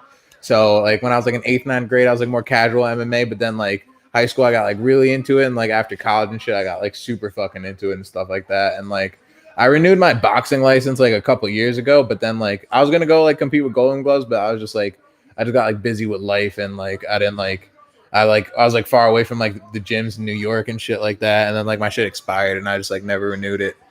But I was like, and like, you know, like I don't like, I was like, you know, like if like it takes like serious commitment, I gotta like get back into that grind. But like, fuck it, like I'm like super deep into the sport, watch this shit all the time, cover this shit all the time, like love this shit. You know what I mean? Like, yeah, and like one of my really good friends that I grew up with, he's been a boxer his whole life, and his stepdad is my bad. Mr. S.A. Brown Loco, what's good, my guy? This is my dude right here. It's been a fucking minute. You smoking, my guy? Tell me you got something rolled up for these fights. Yeah, my bad. What were you saying? You were like you grew up with something? Yeah, like he traveled a lot for fights, and nothing like Bellator, but he was getting up there, and if he didn't start a family, like I've seen this man take on 4 or 5 people in a parking lot and just throw a punch each just in defense. And this man, like, it's scary to know how strong this man, like, breaking bricks with his fist because he's upset or pissed. His stepfather was a trainer for some fighters, I forget who, but he's got like all these belts and trophies and stuff and gloves for boxing. Was he just one of those old guys in the gi, or he was legit? No, like legit. Like his stepfather. I come from an Italian family and everything, and you know, growing up in an area like us, you meet people that are scary, you know, and they've done horrible things, but like his stepfather is so nice, but just the look in his eye constantly put fear deep inside of me, and that's when you know, like, that's a fighter. Like, he's looking at you and having a straight conversation, but like, you know, he's seeing like different ways he could just take you out right now. You got Connor's nut hugger. Bruh, definitely not Connor's nut hugger, my guy, because like, but I feel like, yo, here's the thing though, here's the scary thing, because Paulie's been putting a lot on this shit, and he's been talking like heavy shit. Like, Paulie's been talking heavy shit, like smacking him, spitting on him and shit. The thing he doesn't get, dude, Artem is super fucking resilient. Cub Swanson couldn't take him out. Fucking Michael Johnson couldn't take him out. Like, Artem is like a walking Everlast punching bag. Paulie's right about that. But the thing is, dude, Artem's like super gamey and like sloppy in the hooks. And if you can make it like the thing is, it's a fight. Paulie could always get caught, but Paulie's like super clean. I fuck with Paulie. So I want Paulie to win, but the thing is, dude, like, he's been kind of putting, like, he might be, like, setting himself up for, like, a large fall because he's been shitting on, like, the whole MMA community, and, like, he's got, like, a lot of shit, like, not going for him. And, like, honestly, a loss to Artem and, like, just straight hand-to-hand, like, striking combat, and he loses to him, bro, in that facet, like, dude, like, he can never live that shit down. Like, so I got Paulie winning. He should win. But like anything happened. But my official pick is Paulie. Definitely not fucking Connor's motherfucking nut hugger. It was crazy. I saw fucking Dylan Dennis there, and I saw fucking Coach Kavanaugh at the Bellator Media Day and shit like that. I was standing right next to him. Who's fighting right now? Humphrey and Dallas. Oh, this is Dylan Dennis. I was just talking about him. Yeah. So it's gonna be Max Humphrey versus Dylan Dennis. Mr. S.A. Brown Loco. Who you got? Dennis or Humphrey? I feel like Humphrey is a more of a boxer by 2 submissions, 1 KO. He looks more of like a boxer stance on him. But you never know. The thing is, Dennis is a jiu-jitsu player, right? Bread and butter on the ground. On the floor, he's incredible. But he's really sloppy in striking, and he's new. Dylan Dennis trains with Connor. Dylan Dennis is a jiu-jitsu coach. Okay. But like kind of like Coach like boys, but he brought him in. Hope he gets KO'd. Who you talking about, Paulie? You hope Paulie gets KO'd?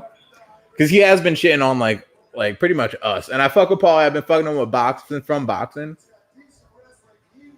I got you. Fucking.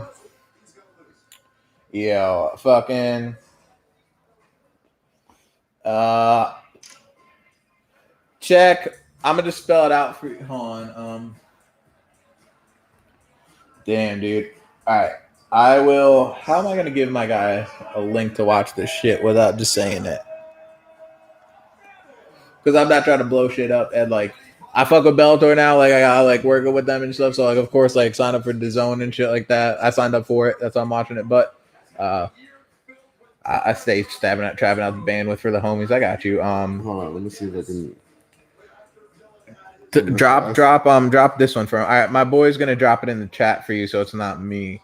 And I don't know, it's not me. None of that. I didn't say that. I don't know who, if anything happened. Nah, we're not gonna do that. But right here, no, you're good. I got you, my guy. All right, Brown Loco, Mr. S.A. Brown Loco. Yeah. All right, message him. So my boy's gonna inbox you. It's this. All right. I don't know how to do this. I'm right here. All right. So he's just gonna drop it on a comment on your video. All right. And just like delete. Wait, no. Actually, no. Hold on. How do you fucking inbox? Fuck.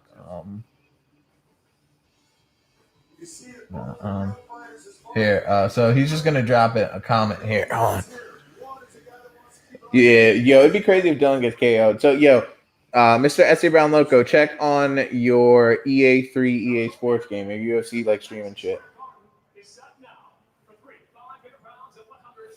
It's gonna be like. Don't say it. Just it's gonna be. You'll see it. You'll see it. But there's gonna be a comment on a message on one of your videos. It might be a bit coded. But yeah, no, I got you, brother. All right, Will Charlton, could you send me a link? All right, go to Mr. S.A. Brown Loco's channel and go to the UFC 3 EA Sports and look at a comment. And I don't know what's there. So, I do not know what's there, and I'm not endorsing anything. Sign up for DAZN. $19.99 a month. I'm fucking paying for this shit. But shout out Bellator, they got me, so I got them. But I'm endorsing endorsing DAZN. But if you follow some shit, you follow some shit. Where's the lighter?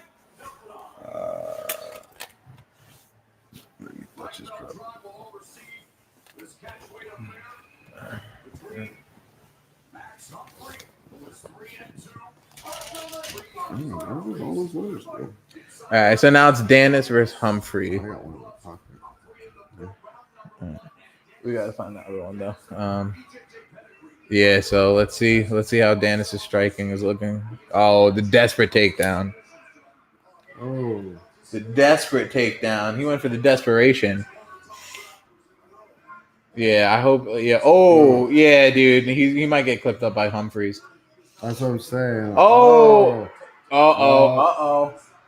Dennis got him on the ground. The ground and pound. Yeah, right. That's what I was saying. This is bread and butter, but like super smooth. But like, so that's good that he got like the takedowns working and shit like that. Mm-hmm. Max was not expecting that. That caught like he knew he was trying to get him for the grapple and take him down, but Dennis is about to wrap this up, dude. He's on the ground. He's got him in fucking. He's got the backside. If you can get him off that wall right there, that cage.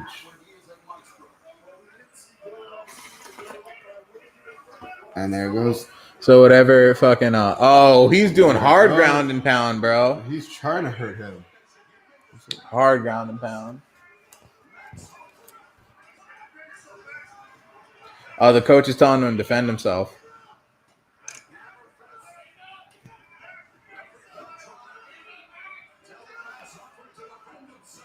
Oh, now he's got a hook in.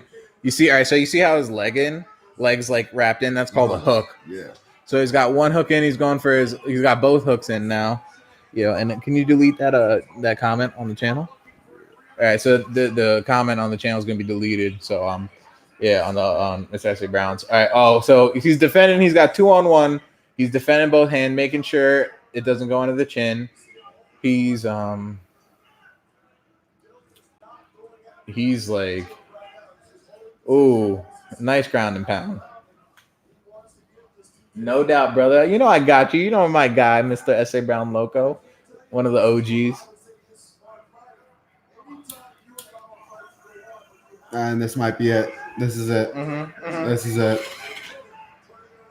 If we can get that, yep. Now it's done. It's the beginning of the end. Yeah, it's done. Oh yeah, dude. He's turning his head. Nah, but like he's in this position. He's got the body triangle on him, dude. It's just a matter of time with Danis. Both hooks in. He's gonna switch to the body triangle when he wants. Like the body triangle, like saps energy. Look, he's switching to body. Like he's got both hooks in. Yeah, but he's just look at how much effort it's taking for him to get. Dude, like and he can't now do he's much. on his stomach. Oh, but now, he got ground and pound, but he's posted, so it's gonna be light. Oh, dude, he's full mount, but now he's back to the back. Yeah. See, there's nothing you can do. Yeah, this is a hard predicament right now. Because if he turns over, he's gonna get mounted and punched. It's probably better to just have him on your back. Right. You know what I mean? And just like try your best. Yeah. But dude, Danis is winning this shit, and like, I think this is his second fight in MMA. Yeah. All I know is I don't think Max is gonna withstand 2 minutes. If this isn't broken up, look at him. He's like, come on, my guy. He's like a snake. Yeah, Danis is way too slick on the ground for this. He's constricting his prey. You got a world-class black belt on your back, dude. You're not gonna last too long here. And this is what Dylan needs to do. And this is like people like Damian Maya and shit like that. This is like what they do. And like the fact that he could actually go out and do this. Oh, it's wraps. It's over. It's over. It's over. Oh, good defense. But nah, Max is not withstanding a minute of this. Nah, you got too much time. There's too much time. He's not gonna get him that arm bar. You deleted that comment? Right, yeah. He's not gonna get that arm bar with that. He's kind of exactly. He's going for that arm bar, but like he's not gonna the cage because he can't extend. Now he's smart. Yeah, he's no. Come on. He's not. Your knee's not going to reach that. Yeah. He wants that arm. But he's doing good defense. But dude, 45. He's gonna light him up and then like pull for it. Yeah. Like he just needs the last. The thing with Jits players like this, dude, it's like they could use strikes to open up more. But that's it. It's over. It's over. I told you, Dylan. What did I tell you, dude? Fucking Danis. I thought that came out. Yeah. That looked like it popped. Yo, shout out! That was nasty. Yeah. Didn't I tell you he was fucking? Didn't I tell you he was nasty on the ground? But I give a shout out to Humphrey too over there because like to withstand that much from a black belt jiu-jitsu, like come on. He lasted a lot longer than I thought he was. Like I thought he looked like he was pushing it to the the next round. I'm gonna mix a drink. You want some? Yeah, I got it. But actually, I'm using the bathroom real quick. Yeah, give me your thoughts on the fight. Yeah. Oh, so I'm really smoked. What did you say? Don't leave that here, bro. I don't know what 238 means, my guy, but this right here, like I said in the beginning of the fight, I'm babbling on about it. Max looks like a boxer. Max looks like if he got on the ground, exactly what was about to happen. And you're battling anyone jiu-jitsu, you don't want to get on that ground unless you are equivalent with it. Because you're going to go down to that ground and you're just going to be fighting for your fucking life for fucking hours and hours. What's 238 mean? What? Oh, UFC 238? Chicago card. Yeah, I'm coming. Oh. Yeah, I got a lot of thoughts on that Chicago card because that shit was fucking dope. Yeah, not a clue. I know Chicago. Yeah, fucking like shitty ass pizza. Belichick. Fucking pizza. Yo, Belichick was dope though. This is a good fight. Fucking Nick called Bellator Belichick. I was doing media day shit, and he was like, "Oh, you're doing shit at Belichick?" I'm like, "Did you just call me shit Belichick?" My God, hi, Duchess. This is my puppy you guys hear in the videos. Hi. Oh, I'm sorry. She's a Yorkie Maltese, and I got a wolf sitting back there. I'm sorry. You're sleeping? I'll let you go back to sleep. But yeah, so Danis, dude, so that's good for him. So all right, so you got Gary Tonin. If you guys know about grappling, oh yeah, Mr. Brown Loco, UFC 238 Chicago card. I got you. So, bro, I knew Henry was gonna beat Marlon. I called that shit. I was texting Dan 240Z, Jamari, MMA from the Heartland. Oh, yo, and Mr. S.A. Brown Loco. Whenever you want to get into like do a call or whatever, let me know, bro. Just send me an email, mastermindmmamedia@gmail.com. Excuse me, and we'll do it. I was texting them, and I was saying, Henry's got this, and I knew Henry was gonna get the upset because I just kind of felt, I just had that gut feeling, but I knew Marlon should have won. And then Tony Ferguson Cerrone, I feel like that shit was fucking clean, but like after the bell, that shot after the bell, that's really on the ref to get in on that.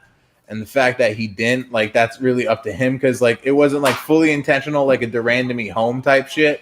But, when I saw Cowboy blow his nose, I'm like, what is he doing? He knows better. And I remember the Eddie Alvarez-Gilbert Melendez fight when Eddie's shit just, like, blew the fuck up. So I was like, that shit is, that shit wasn't, like, that shit was not, like, he shouldn't have done that shit. But man, Dylan Danis. I want to hear what he's gonna say, how he's gonna cut this promo. Your stand-up while it was when you were on your feet was a lot smoother. Will Trouble. Could you go on Insta and send me the link, man? All right. I got you. I'm not doing anything, boy. If something happens, it happens. See who gets in here and stops me. Rory, John Jones, any of those bitches come and get in there. W. Charlton 1. Let's talk about when you did get into the ground. It looked to us like you didn't want to finish that with a submission. You wanted that KO, TKO next to that victory. Man, the last one was too quick. This one I wanted to piece him with that a little bit. W. Charlton 1. All right, I'm gonna send you a message. All right. Let's go. Let's fucking do it. You decided to switch to that armbar. Why was it that you went for that armbar the way you did? Because he was stalling. He wanted to make it the 3 rounds just to say. He went 3 rounds. All right, I got you, my guy. He was holding there and stalling. So I was like, you know what? It's time to finish this guy. I'll tell you what, that was a beautiful victory, ladies. So Danis called out John Jones a whole bunch of shit. Did he say Ben Askren's name? I don't think he did. He should have. There's Audiatar. I saw Audiatar there at the media days too. So I didn't know, but I'm pretty sure he's got to be his manager. Otherwise, I was going to show up. You got John Kavanaugh there. I saw him. So that whole thing with the picture with Dylan. What the fuck is this? Oh, it's my guy. Nah, I got you, brother. Yeah, no, I'll send you a follow request. Follow me, bro. But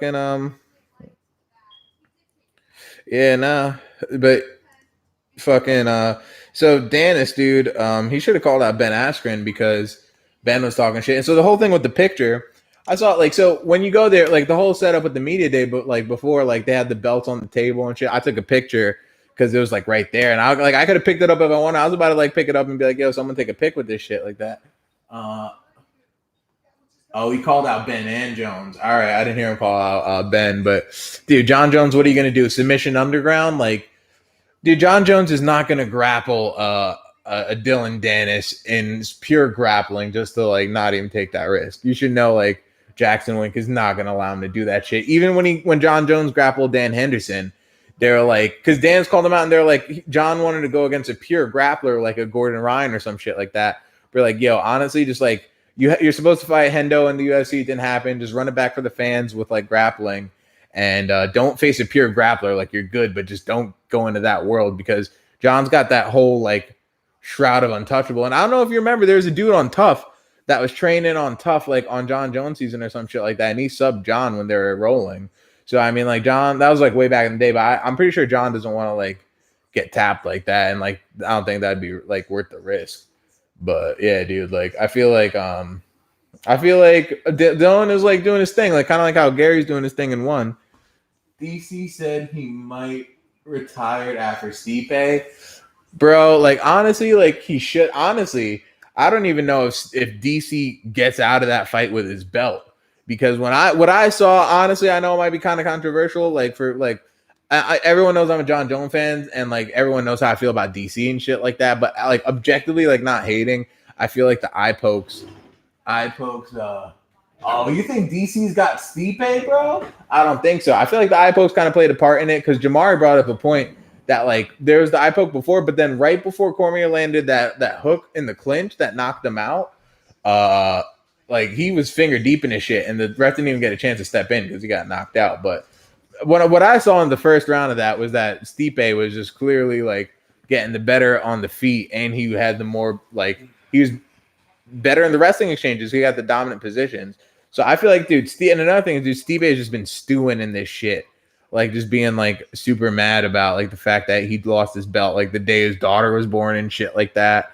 And, like, I feel like he, like, and the whole, like, Lesnar game they were playing, I feel like Stipe is just going to come for, like, he's just going to come for, like, blood. He's going to go and be, like, he's going to be on some Bronze Bomber shit where, like, Ivan Drago, where he was like, if he dies, he dies. I go back to Cleveland. Like, I feel like he won't care if he kills DC. But, you know, DC, he did knock him out the first time. And, like, you know, with the rematches. Exactly. Like Will said, he's going to be super motivated. Think about it. He's been, like, growing up with his daughter. And it's perfect. He was, like, he had a pretty, like, busy schedule when he was champ. And he has the most title defenses. So, you know, he's coming back for that shit. And honestly, like, you can't count someone out like that. Big fan of Stipe, but I don't know. I feel like DC will take it. I feel like DC actually called that hole in the game. But I don't know, bro.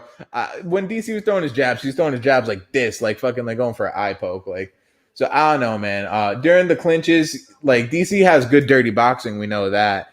And he's like good with the dirty uppercuts and stuff like that. But I think Stipe is just really clean with boxing and really accurate. That clinch won't the clinch work again. That might get it. You see, I feel like Stipe is the type of guy to make adjustments to the fact where he knows that's what cost him everything. So he's gonna work on getting out of the clinches.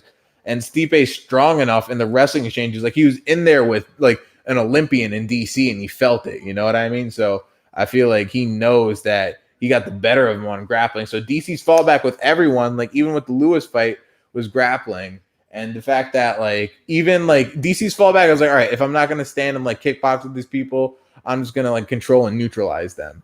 But with Stipe, that's not a factor. So Stipe is gonna force you. And with Stipe's like forward pressure in his boxing, and we know Stipe is good backing up too. Remember, Stipe knocked out Verdum backing up on the back foot, and that shit was super fucking clean. Which, to bring up a point, I actually have a feeling Poirier might beat Khabib that way. I feel like Poirier actually has a chance at beating Khabib because Poirier's boxing is super clean. I feel like Poirier showed he's good backing up in the Holloway fight.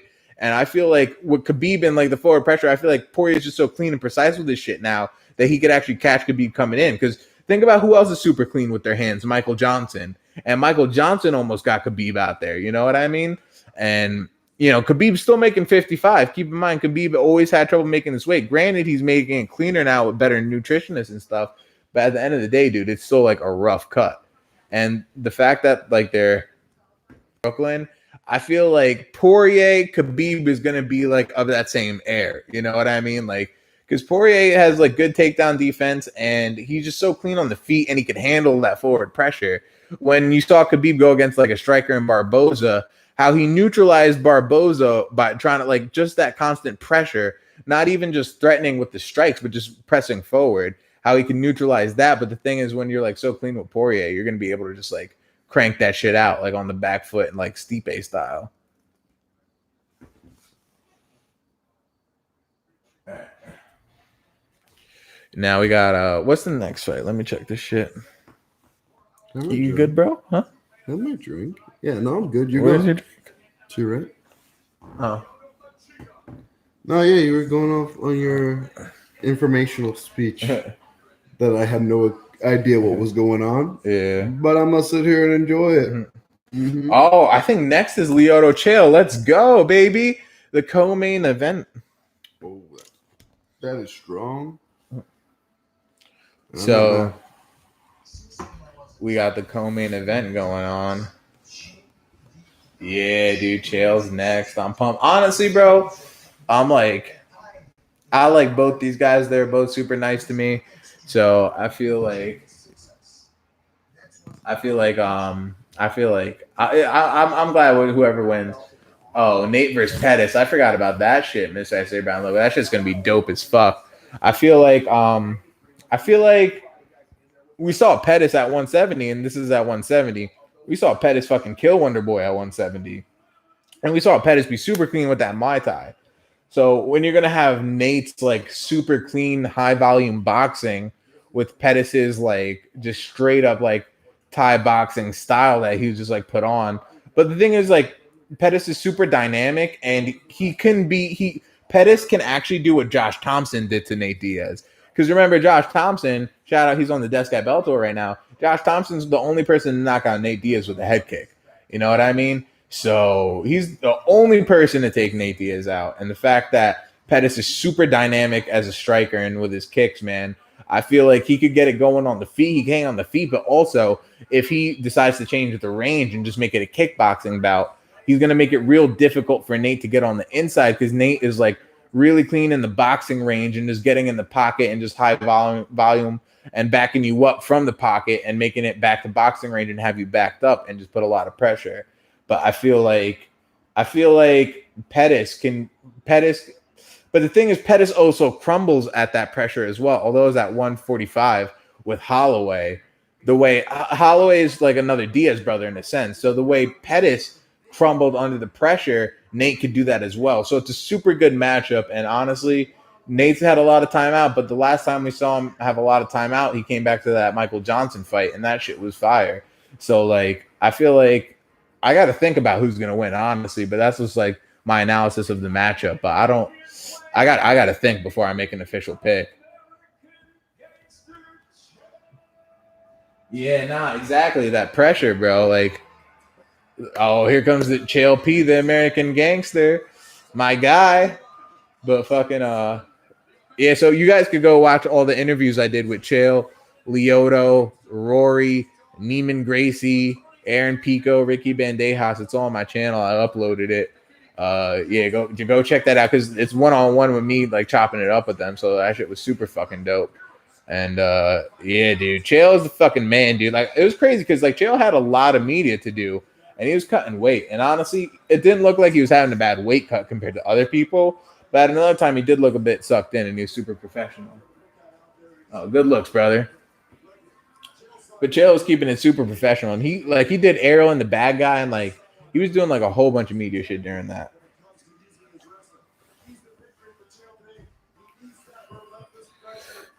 And so pretty much just breaking up this matchup between Chael and Lyoto again. Chael needs to be Chael. Lyoto needs to be Lyoto. It's obvious. Chael needs to jab to takedown and get him, control him, do what he did to Anderson Silva in the first fight successfully, ideally. Lyoto just needs to be Lyoto. You know what I mean? I talked to Lyoto. He said he was getting off a lot of fucking he was getting a lot of training done with the matchups with the wrestlers and the kickboxer, like with working the takedown defense and stuffing it and getting it customized. Of course, you know, expecting the matchup with Chael. So Lyoto, we know Lyoto's good at stuffing the takedowns and doing this shit. So we know the Dragon could do the Dragon shit. You know what I mean? And like, think about his last fight in the UFC, bro. He fucking killed Vitor Belfort. You know what I mean? So he was getting roided up. Yeah, bro. Yo, well, Charles, I think it's gonna go like Wanderlei Chael. Lyoto will have his moments where he's gonna grind him out.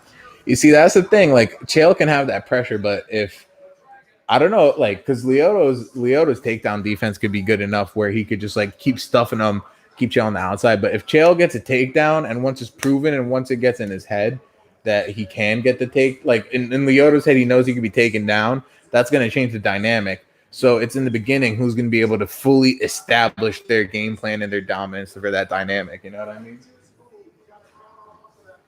But 100%, man. I'm pumped on this, man. I can't believe it's already the co-main. I feel like this is going to be a really good fight. I feel like this might be like one of the highlights of it. You know what I mean? Because I'm not sure how I know that Neiman Gracie were McDonald's going to be a great fight, but I don't know to how. I feel like it's going to be more on the lines of a tactical fight. You know what I mean? I don't know if it's going to be to the point where we're going to see like a war, but we really can't because Neiman Gracie's striking was looking really clean in the open workouts. So, and it looked like he improved a lot. So I think that we could see Neiman do good and look good. You know what I mean? In the striking exchanges and stuff like that. So here we go. Chael versus Lyoto is about to start. I'm pumped on this. 100%. Like Big John said, it's like straight up like a contrast of style. You got Lyoto, the striker, Chael, the wrestler, the classic MMA type of matchup. You know what I mean? Who's gonna be the one to make their martial arts and their game plan be the one to shine? Let me turn this down a little bit. But yeah, man, like this shit should be pretty good. Like I'm pumped on this, man. And like think about it, like when you look at the evolution of Bellator and like what Scott Coker's done, it's pretty crazy, dude. He's straight up making like Strikeforce 2.0 with this. Like he's really doing the thing. Woo! Let's go, the bad guy. The bad guy, let's go. What's good, Big? How you doing, my guy? You got the dragon?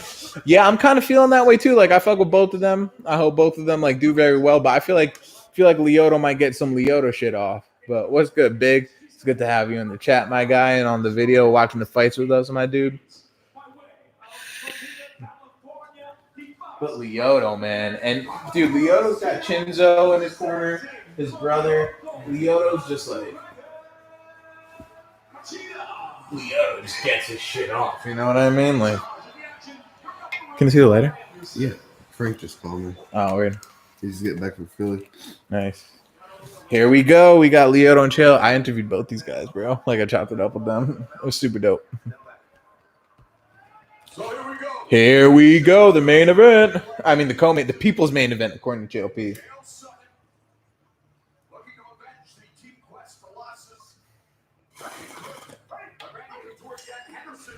I know Chael said he's avenging the Randy loss. I met Randy like a couple weeks ago at PFL, and yeah, it was crazy. Like oh, there we go. Chael shoots in for the double.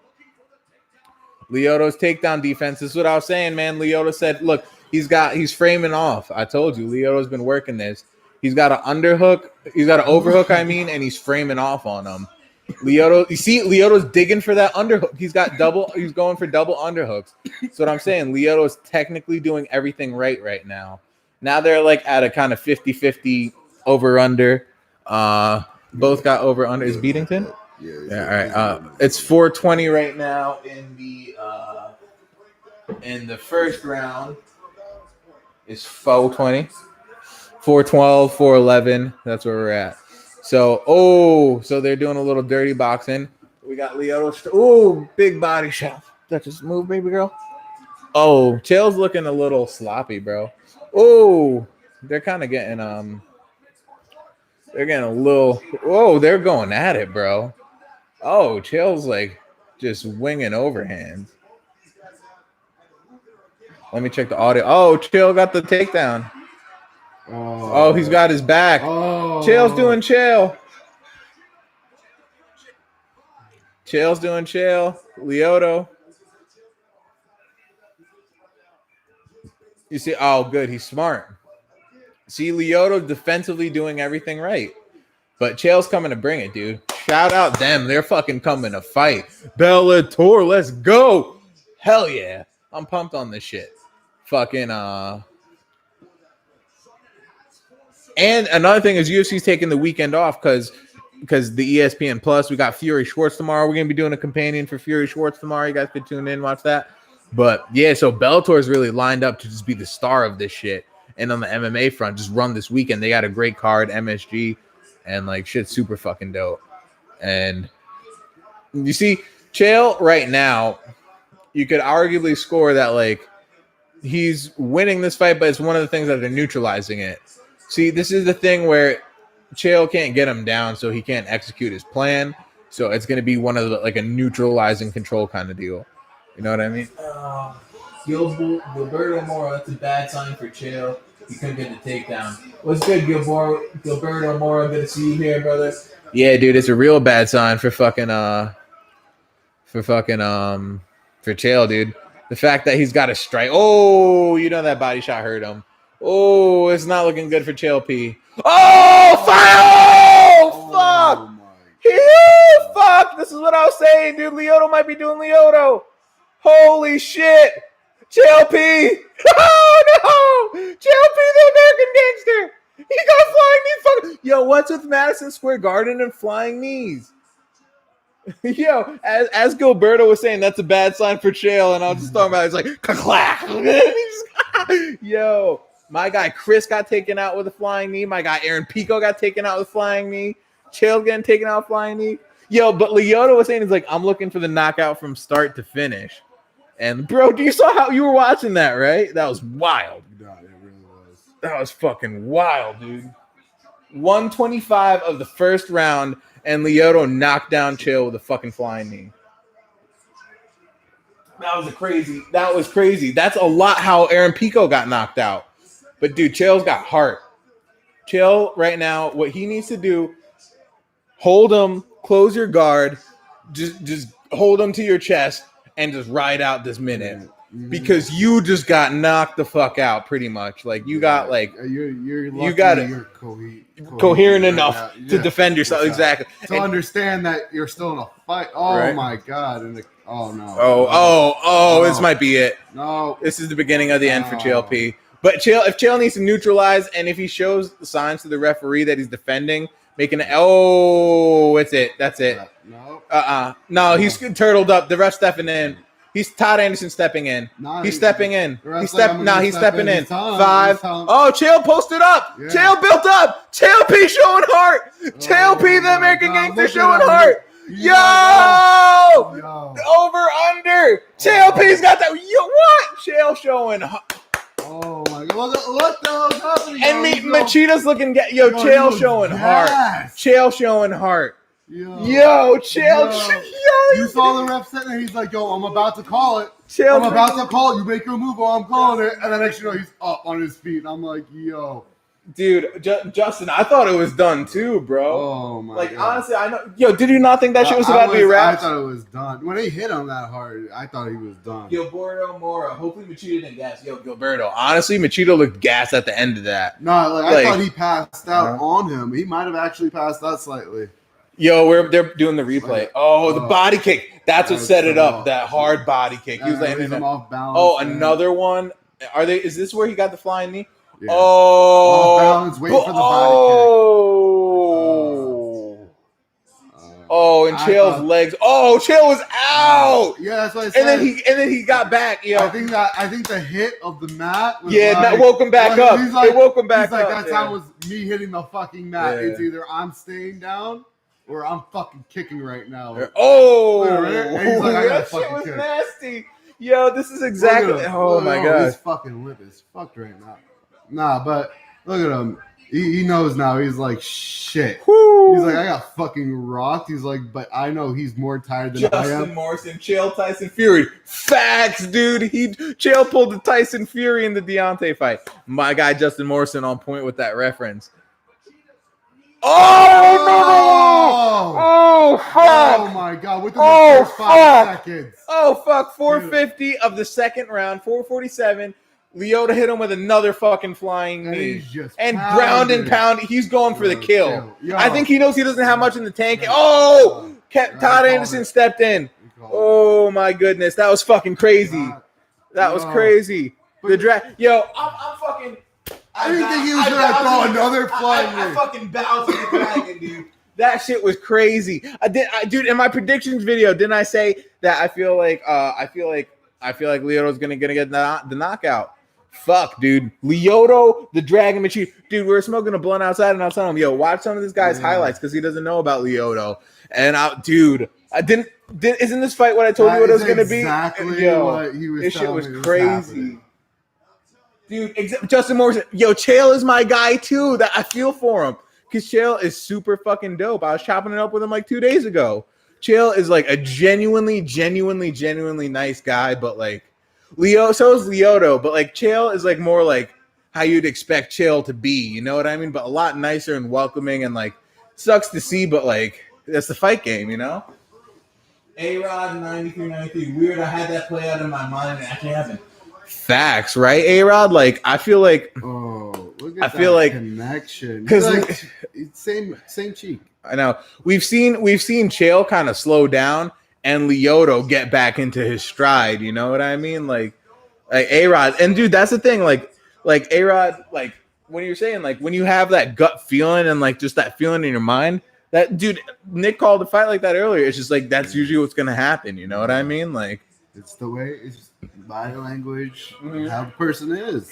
That's his brother Chinzo Machida. He's a fighter too.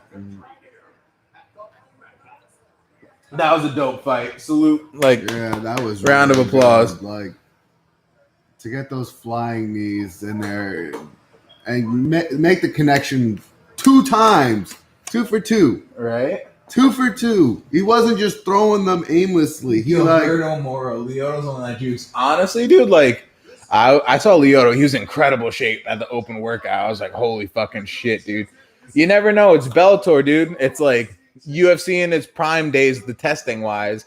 So everyone could be whatever they want to be on, honestly, dude. Like in Bellator, I'm not saying anyone is, but that's the way it is. It's like the regular and like commission testing. And then Gilberto Moro said just playing maybe genetics. Yeah, and he's a genetic freak as well. You know what I mean? Like, look at it's the his fight brother's game. Also a fighter, and you know that's his older brother too. Yeah, older. Yeah, but I'm saying like, the way you were saying it, he's also a really talented fighter, and you know, when you come up in a family of fighters, you don't need to know them. It's just genetic. I got you, Mr. S.A. Brown. I'll post my IG. I'm getting a chat. I'm dropping in the chat right now, all right?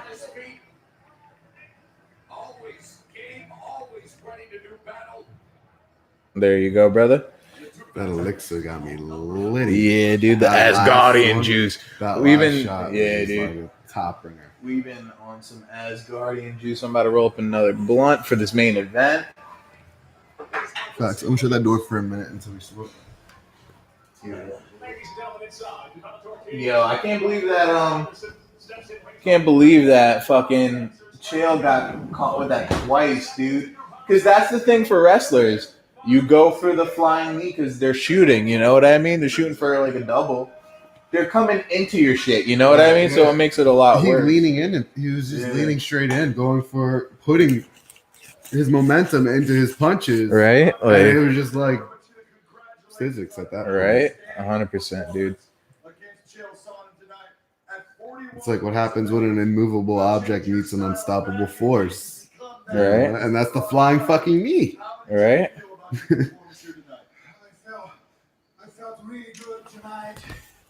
Lyoto, my dude.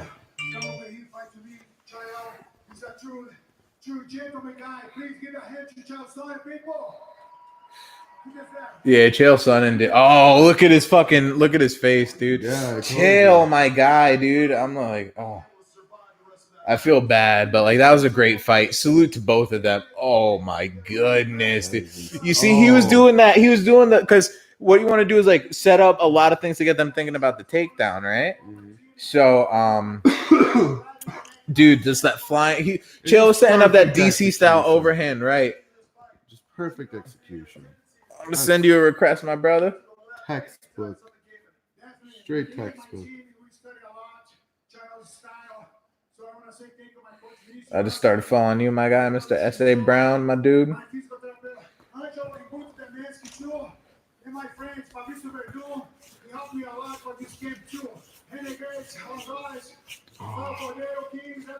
Oh yeah, I didn't know Lyoto's training at Kings. Oh my gosh, dude, that makes so much sense. All right, so Rafael Cordero, he trains for Fabricio Verdum, used to train RDA.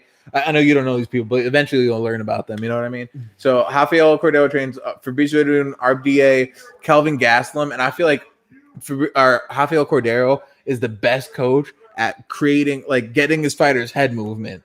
He doesn't believe in like the hands up, like evasive defense. Rafael Cordero is like defensive systems of head movements. And when you watch someone like Kelvin Gastelum, dude, it shit's like a work of art. Let me hear what he says. I had a hell of a lot of fun. I had a good run.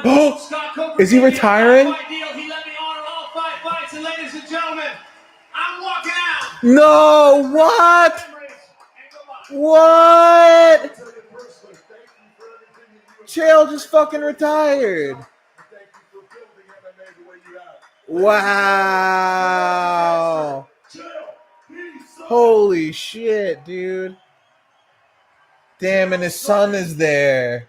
His son saw him get fucked. Damn, dude. Chael just retired. Damn, bro. You know he watches that fight. Honestly, win or loss, he's going honestly, I gotta take a moment, bro. We gotta take a moment and fucking honor the career of Chael P, the American gangster, the bad guy son. Like, let's get a round of applause for Chael. Put your phone down. Let's clap for Chael P, dude, and his fucking career, dude. Like, honestly, bro, what Chael did, he revolutionized the game. There would be no Conor McGregor without Chael Sonnen, dude. Chael Sonnen laid the blueprint. He was the guy that created fight promotion. He was the guy that got MMA. Like, he built MMA. He put it on his back. He was a star. He didn't get to win a belt. He had tough situations in the UFC. Bellator, you know what I mean? But Chael always keeps it real, dude. Chael puts out great content. He's set for life, you know what I mean? He's got his personality so great. It shines through that, like, on his YouTube, ESPN, you know, like, even through his loss. And like honestly, I'm fucking honored that I got to meet Chael and talk to him and chop it up with him before his last fight. Like, Chael is a certified fucking legend, and like to like just have that moment with him, that shit means a lot. And like honestly, like I want to like honor his career because he really put a lot into the sport. Honestly, he brought a lot of joy into my life with like not only his fights, but just like his content and entertainment. You know what I mean? Because we fuck with sports so heavy, and we know the people that like put in like the shit and like the content we fuck with because we just like love this shit. And Chael P is like just one of like a fucking icon. So salute Chael. You know what I mean? Like he did his fucking thing, and like to go out like that's rough, but that's the game. You know what I mean? Like, but still, you know, you put your dues in, and you know it's time to just settle. Relax. I know. No more getting your cheek broken. Right?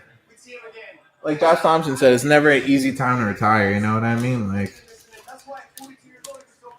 no, it's not. He's 42 too, so like, yeah, dude. You do not look that. Yeah. Mr. Esteban, do you think with Dana will put him on the UFC Hall of Fame? Oh, 100%, dude. 100% Chael's going in the UFC Hall of Fame. Like, he's got a good relationship with Dana. Even when he left the UFC, like, after the whole USADA shit, he was on really good terms with Dana. And, like, Chael is one of those people like the Randy Couture's and the Forrest Griffins where regardless, Dana's always going to look out and have that respect for how they built the sport at the time they did. They were in the sport at so crucial moments, especially Chael, dude. Chael is like, for him to last this long, to be like fighting as long as he did, and to have like to be relevant throughout the Anderson Silva era, the GSP era, the John Jones era. Think about it, man. He's the only guy to challenge Anderson Silva and John Jones besides DC. But DC shit, you know, that whole thing with Anderson was so funky at 200. But dude, Chael has always been at the top of the game. Dude, he beat Brian Stan, Michael Bisping. He has champions under his belt. Dude, he's championship motherfucker. Yeah, 200. Yeah. Shake my fucking head. Facts, dude. Oh my gosh. I still get agitated thinking about UFC 200. But anyway, dude, Chael, man, a motherfucking certified legend, and like salute to you, sir, for your career, man. Like going out like that. He went out on a shield. He didn't go there to like, he wasn't like, although his game plan is wrestling, he wasn't doing like a Caldwell. No offense to Caldwell, nothing like that. But his game plan wasn't to neutralize and control. He was leaving it all out there. You know what I mean? He was putting everything out there. And like, and he just got hit with the flying knee. If he never got hit with those flying knees, it's the dragon. Yeah, it's the dragon. You know what I mean? What are you gonna do? Like, it's the fucking dragon. No, I know. No, watching those videos of him, like he. That's a very scary knee. Yeah. Like that. You want to lean a little bit forward? Yeah, that knee he hit him with was fucking like. Yeah, like I haven't seen of any of his fights where someone gets hit with that knee hard, like, and is fine after it. Right? Like it's always going downhill after that. Once connections made. So, all right, basically to explain to Nick, because he doesn't like follow sports super closely, but obviously you've seen his, his fights and shit. But so basically what they're doing with welterweight is a tournament style, right? So Rory MacDonald is the welterweight champion, right? Yeah. So he won the belt off of Douglas Lima. And Douglas Lima is the fucking man. He's a warrior. Douglas Lima, so they did tournament style. But since Rory's the champ, every fight he has in this tournament, his belt's on the line. Okay. But the finals is going to be if Neiman wins this, he wins the belt off Rory. He goes to the final, fights Douglas for the belt, defending a belt. Rory's been defending his belt this whole tournament. You know what I mean? So, so Douglas is the former champ. Now he made his way to the finals. Whoever wins this goes and fights for the final. So the thing is, dude, do you know about the Gracie family? Nope. All right, so the Gracies basically created the UFC back in the day. They created jiu-jitsu. Karate jiu-jitsu. Yeah, they created jiu-jitsu. The Yeah. Gracie family, Carlos Gracie and Helio Gracie, created jiu-jitsu. Their grandfather's Brazilian jiu-jitsu. There was Japanese jiu-jitsu, like back in the day was a thing, but like ground fighting, the Gracies did it. Hoist Gracie won the UFCs in the tournament, made jiu-jitsu what it was, you know what I mean? Mm-hmm. And back then it was style versus style, so Neiman Gracie comes from the lineage of the greatest. Yeah. They're mixed martial arts royalty. And the fact that he's challenging for a belt against Rory MacDonald had fight of the year against Robbie Lawler. We got to watch that fight. I know you didn't watch it, but dude, that's one of my favorite fights. Robbie Lawler versus Rory MacDonald. He's super high level. He's been training with George St. Pierre at TriStar for Asahabi. And Rory has been going through where he left the UFC to Bellator to make more money. And now he won the belt. He's champion and shit like that. Rory's super high level. Super fucking high level. And the thing is, now he had like a revelation where like he found God, worked a relationship with God, and like there's a lot of Christians in the sport that like already have their faith established, but like so they're comfortable with the sport. But he had like a revelation where he's like, I don't know if I could go in there and hurt people because me coming into the sport was me being angry, and now I have like a newfound faith and a newfound relationship with God where I don't know if I could keep doing this. But now he's like, but he's in the tournament, he can't back out. So Scott Coker's like, listen, you're either gonna. Oh, I was in the chat. Rory versus Robbie, right? 100%. Yeah, no, Mr. S.A. Brown Lopez even co-signing that because that's what you got to do. Like, and he even said Gracie's a legend. So like, yeah, everyone like they're royalty in this shit. Yeah. So we definitely gotta watch that fight. I watch that shit so many times, but you're gonna love this shit. And then Rory's like, so he had the fight with John Fitch. It was kind of like a boring, like stalling fight, but then now he's like, you know what? I made my decision. I still want to fight. I'm like evolving. I'm leveling up. Rory's super high level, and Neiman's super high level on the ground. Rory's already a black belt, I'm pretty sure. But the thing is, there's Gracie black belt, which is like almost like super elite mythological level shit. You know what I mean? Yeah, dude, I got it. Have you watched the Nate and Connor fights? Yeah, some of them not. The first one? Or the Yeah, second one? I don't know. I saw it. All right, it's on ESPN Plus. We might watch it later, but yeah, I don't think he has. But yeah, dude, those are good ass fights. Yeah. Yeah, that's Douglas Lima. That was the guy I was telling you about. He's in the finals. He's the former champion. He knocked out MVP, who's a super dynamic striker. He was undefeated and like. Oh. Yeah, you just watch this guy, dude. He's super world class, like super high level. Yeah. Nick versus Robbie. Yeah, I was back in the day. Yeah, Robbie Lawler versus Nick Diaz. Where Mr. S.A. Brown Logan. Remember back in that time, everyone thought Nick Diaz was just a jiu-jitsu guy, and he just goes out and like Robbie Lawler was running that hype, and he just knocks him out. That shit was fucking crazy. Yeah. Dude, he's out. Ow. He's still ain't awake. Right? Oh, yeah, watch this. That's MVP. Oh, that was the MVP knockdown. No, the hammer fist straight on the freaking. Oh my god, he did not care. So Douglas Lima is picking against Neiman Gracie. Are you going to be taking notes? Yeah, Watching this? What'd you say? Yeah, the cauliflower rating, right? Yeah. Man, if you love MMA, those are some stuff. Yeah, like so. Honestly, Nick, he's like, I'm starting to get you into MMA. You know what I mean? Yeah. Like, I've been like super loving the sport. Like, that's why like I love like talking to you guys and stuff because like a lot of people I know like don't really like fuck with the sport like super heavy. But like I'm just like, but like every time there's a good fight, I throw it on. I make you watch. You know what I mean? No, we chill So, like, out. yeah, We smoke. We watch. Yeah, watch so the like fights. he's always down to watch the fights, but like I'm starting to probably gonna get him like into this shit because once you watch some like good shit, you're addicted. Nah, yeah, I'm definitely gonna put him on those shits, dude. I got a whole like checklist I'm gonna put him on. This is the main event. All Nate Diaz fights are fire, bro. 100%, dude. Like Nate gets fucking busy, dude. Nate gets busy. And yeah, I'm pumped on that. I'm pumped on that Nate versus Pettis fight, bro. That's just gonna be crazy. Like, honestly, dude, like that Nate versus Pettis fight is gonna be fucking wild. Yeah. Yo, so it's kind of crazy how like the whole landscape of like welterweight changed. Like, remember like last year when it was Wonder Boy versus Till, and like that was like the fucking shit, and then like now they're just like both at like serious like forks in the roads in their careers. You know what I mean? And we got the main event coming up: Rory MacDonald versus Neiman Gracie. I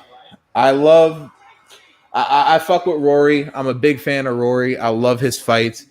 But honestly, I feel like because the way Gegard controlled Rory on the ground, like that's what Rory did to Douglas Lima, and that's what Gegard did to Rory. You know what I mean? And I feel like just because Gegard is at 185, that was a weight class up of what Rory's used to. But at the end of the day, if Gegard Mousasi can do that, he's super high level on the ground too. But if Gegard Mousasi could do that, imagine what happens if Neiman gets him on the ground. So it's almost a thing of said, your homies. Nah, you don't like WWE, right? Nah, he doesn't fuck with that fake shit. Yeah, nah. Man, but, like when I was a kid, like the games and stuff and watch it, but nah, like I'd much rather watch like a boxing or MMA or something other than watching some wrestling. It's all scripted. I can't deal with that shit. Nah, exactly. I can't even watch like any of those scripted shows like House Hunters or whatever. Like anything scripted, like in anything, I can't deal with unless it's directed and properly done. This fucking and now we got this is like if Neiman Gracie wins this shit is legendary. Look at him walking out in a gi with the black belt, straight Gracie style. This is Hoist Gracie. This is the new level. This is the new generation of Gracies. We got Kron Gracie coming up. You guys know I've been talking about Kron since like what 2016, 2017 when I did like I don't know if you guys remember. I did my Sky's the Limit series where I talk about people that aren't big and are like they're unknown at all. And like I don't know if you guys realize that, but dude, I did an episode on Tenshin Nasukawa, who fought Floyd Mayweather, and I did an episode on Kron Gracie, who was fighting in Ryzen. You know what I mean? At that time. So now, dude, is Kron fighting Brian Ortega? I think I know Brian Ortega's got a fight, but I can't remember against who. I don't know if Brian Ortega's fighting Zabit or I know Kron Gracie's got a fight, and I can't remember who was with. Drop it in the comments if you guys know. I can't remember fucking but I know Kron Gracie's got like a big fight coming up. So it's like the rise of the Gracies. And think about it, dude. If Neiman Gracie beats Rory MacDonald, that puts him at like that like legitimizes the whole nother level. He's not just a good jiu-jitsu player, but he's like one of the best in the world. And I talked to him and he said like he's not taking the pressure bad at all. You know what I mean? He said he's excited. Think about it. You're a Gracie. You're born and bred for this shit for your entire life. And the fact of the matter is, if he wins this against Rory, one of the best welterweights of all time, and then he goes against Douglas Lima, who's no fucking joke, dude, Neiman Gracie's on top of the game and one of the best welterweights in the fucking world. You know what I mean? Like, it's gonna be a good fight. Here comes Rory. Yo, and there was rumors about Rory dropping out, and like John Fitch was coming in, and Rory's gonna pull out, and like Rory came to the open workouts and he didn't work out. and everyone's like speculating. All the media guys are like, "Oh, the same guy that told me that Henry was injured is the same guy that told me Rory's not going to fight." And Rory's here, dude. Bad source. Huh? So that's a bad source. But now we got the Red King, dude. Dude, you gotta watch Rory versus Robbie. Shit is legendary. Legend fucking dairy. But Rory's the fucking man. I heard he wants to fight Aldo, and I heard Zabit too. I heard the Zabit matchup, but I thought Ortega had something official. I can't remember, but I thought like they kind of had something announced that was official. So now you hear Mauro Ranallo and Big John talking about Rory's mindset like after the Fitch fight. But honestly, dude, like you talk to someone fresh after a fight, they're gonna kind of be. It's like that George St. Pierre shit after the Hendricks fight, where GSP is like, "Yo, I'm done with this shit." GSP looked like he got hit by a train, and he's like, "I don't want to talk about this shit. I don't want to talk about fighting. I don't want none of that." So like after the fight, there's a lot of emotion, especially after a war like that, dude. I mean, not the war with Fitch, but like after any fight, emotions are high. You know what I mean? But because the Fitch fight wasn't really a war, I didn't even see that shit. But from what I heard, but yeah, dude, it's like Rory's got an animal and the greatest fighter within him. It's just whether he turns it on or not. And Robbie Lawler fight, he broke his nose, right? So after that, he's been getting a lot of nose problems and shit like that, and like he's been breaking his nose a lot in fights, so that made him a lot more tentative. So all these factors are coming in, but like Rory's coach for Asahabi, I was telling you about George St. Pierre, how it's about neutralizing. That's his philosophy. He's like, if we fight a guy for 5 hours, we control the fight for 5 hours. That's for Asahabi's mentality.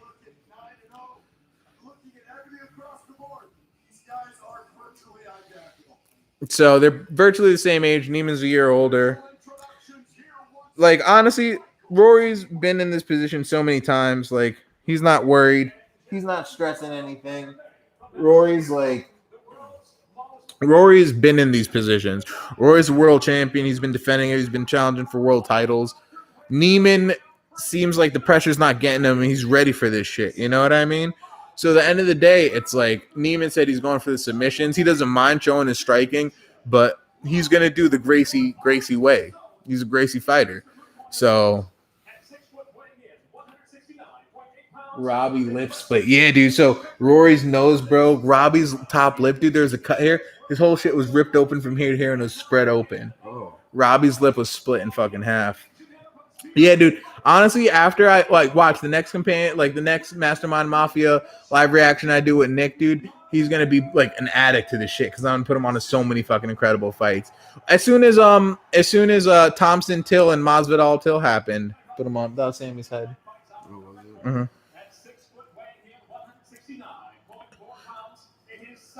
All right, let's see. Rory versus Neiman Gracie, the main event, Bellator 222, live at Madison Square Garden, live on DAZN. I actually signed up for this shit to support my guys over at Bellator. The Red King. Let's go. Oh, and I met Big Dan over at PFL too. It was fucking dope.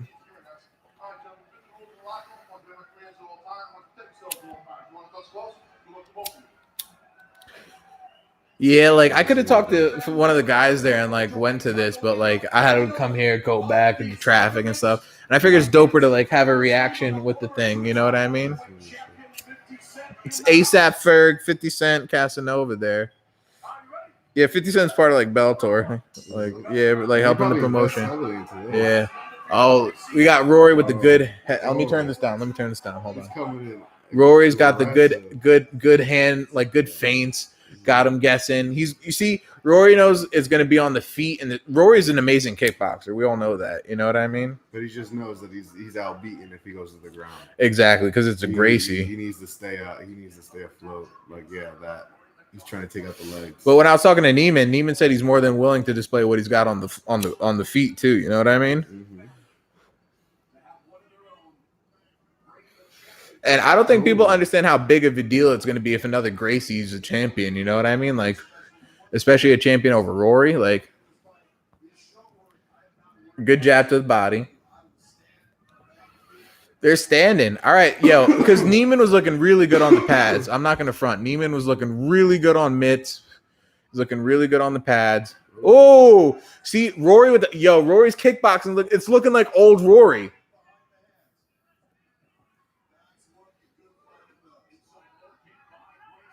Dude, because and then Rory was saying later, oh, that was a nice hook on the break by Gracie. Oh, nice jab by Gracie. That was a clean jab. That was a clean jab. There was no response. That's yeah. Nice leg kick. Yo, Neiman is showing his shit on the feet, bro. Yeah. He said he would, but hell yeah. Oh. Almost had him with that 1-2. We're at 3:23 of the first round if you guys want to sync up. 3:20, 3:19, 3:18. Yeah, so they're really going to. Oh, there we go. The clinch. Oh, good. Rory did good. It was a good break.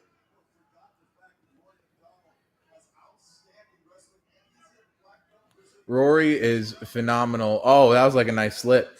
Rory's cutting good angles. Good feints. Getting Neiman to bite on the feints. Keep in mind, dude, Rory went to a straight up chess master Wonder Boy.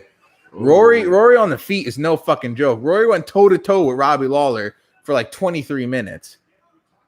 Rory's no fucking joke on the feet. But Neiman, the slip. You can't slip like that. You see how? That was clean. But that recovery was nice. Yeah. Right back up. Yeah, Rory doesn't fuck around, my guy. He knows he can't be on that ground. I'm gonna salute Neiman for showing his shit on the feet and not just like going for desperate. Oh, you saw Rory go for that Yair elbow. Rory went for like the quapapap.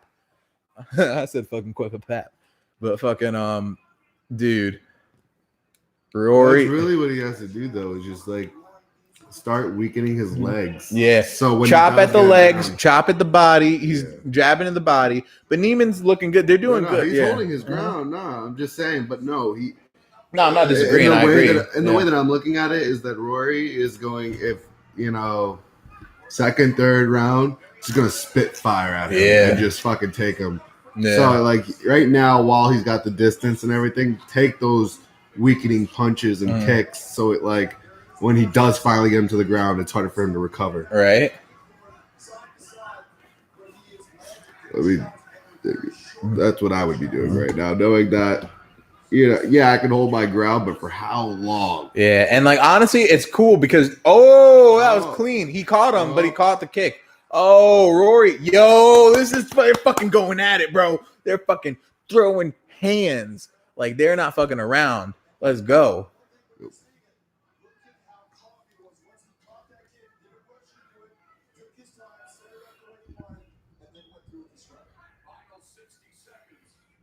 60 seconds around. Neiman holding his own on the feet. This is a good fight. I'm pumped for this shit. Now he knows to watch his kicks now because he knows that he's onto it, what he's trying to do. But the thing is, Neiman doesn't have to worry about throwing kicks because if he catches the kick? No, exactly. He goes down. Rory's going to play into his game. Exactly. So that's that. See, the beauty about him being so beautiful on the floor is that it could open up his striking because he doesn't worry about being taken down. But no, the thing is though, like what Rory did, where he cornered him into the cage, and right there it just left you vulnerable to multiple hits in your head and your body right there, because now you're trying to regain your balance. Even though he's probably very agile covering your face. Get your drink, on the 1 foot. But it's not hard to knock someone off their center balance when you're on 1 foot. And just to get them up against the cage and just allow. You want to kill the elixir of the Asgardians? In a second. I want to do it in this round. You down? Yeah, doing round 2. You want to bring it over here? All right, so don't pour it. Just bring it first because I want to shake it really. Yeah. Tell them what you think about this round. Like I said. Who do you think won that round? I think Gracie, the other guy. Yeah, Neiman Gracie. Yeah, he definitely took that because if you're doing point based stuff with hits. Wait, hold on. This is a 10 point must system based off the boxing model. So it's you got to keep that in mind. So all right, so it's off the boxing. Okay. All right, so Rory's it's pretty tied up, but Rory's then So who do you guys think won that round? Because it's kind of hard to tell. I don't like Rory was pressing forward mode. Scott Coker, Royce Gracie. That's just up. I met Scott Coker. I was trying to know him. He's super fucking nice. Like Scott. See, that's the beauty. That's why Bellator is thriving because Scott Coker is a real ass dude, and he's about being real and being good and getting people good business. That's why more people come there. He makes sure they get paid. Really? This is crazy. You check this? Oh, yeah, hold on, I'm gonna put this out for a second. So, and they're still on the feet, dude. Oh, he got him down. There he goes. He got him down. The bread and butter. Oh, he's in half guard. Yo, he could go to arm triangle. Oh, he's squeezing for that. Oh, dude, all he's got to do is get out into side control. Oh, heel hook, heel hook, heel hook. Oh, fuck. Oh, fuck. Oh, fuck. Oh, dude, Gracie's got that leg locked up. All right, now Rory's doing good defensively. Oh, but he can't land that. But yo, get your leg out. Don't focus on. Just get your leg out, Rory. Oh, that's nasty. That's nasty. That's it. That's it. That's it, Rory. Fuck. That's it. That's it. That's it. That's it. That's it. That's it. He's gonna tap. Neiman Gracie's. Oh! Farasa Happy Jiu-Jitsu! Yo! How did he had to let go of that grip. Bro, you had a Gracie on your leg with a fucking heel hook locked in. Your face and everything. Oh my gosh. Just like, no, that's mine. Scott is down for Bellator with UFC. Now, I was there for the press conference. He was talking to him, but he said what he said was true. He was like, cheers, brother. He said that it's not their business model. Is that it? Yeah. So he said that's not their business model. The UFC doesn't cross promote, which is true. But dude, the Ryzen cross promote, Scott's down for whatever. You might even see Bellator in one. You know what I mean? Oh. Is he bringing him down? No. Mm-hmm. Using that cage to his advantage. Mm-hmm. That's a crutch. Oh, he's trying to pull him away from that. Right. Oh, no. Oh, but Rory got dominant position. Oh, Rory's getting in his guard. But, dude, Neiman's going to be nasty off his back, bro. Get off the floor. All right, my bad. Am I screaming in the mic? I'm going to check the thing. But, yeah, dude, you're sitting in Neiman's guard, and that's just super dangerous. You know what I mean? Like, I don't think it's the brightest idea to be just sitting in Neiman's guard. You're sitting in Gracie's guard. You know what I mean? Like, it's not the smartest thing to do, but Roy could hold his own. And honestly, if he just sits in, if he makes a point to sit in Neiman Gracie's guard, so if he makes it a point to sit in his guard and he wins this fight, that's something that's a fucking beyond a statement, dude. You know what I mean? Look at that wrap he's got with his leg. He's like, no. No, that's called rubber guard. Oh, is that what it is? Yeah. And that's kind of crazy to see Neiman Gracie use rubber guard because, as you guys know, that's a 10th Planet Eddie Bravo technique. So for a Gracie to be using that just shows how much the game evolved. Good live stream, bro. You're out there. All right, Anastasia Brown. I'll catch you later. Catch me on the videos. Check out those interviews I did, and I'll catch you later, guys. We're still watching the main event. Take it easy, my brother. Smoke one for me. All right. Now we got Neiman just sitting in the guard. Rory kind of. This is just like a really chess match jiu-jitsu style thing going on right now.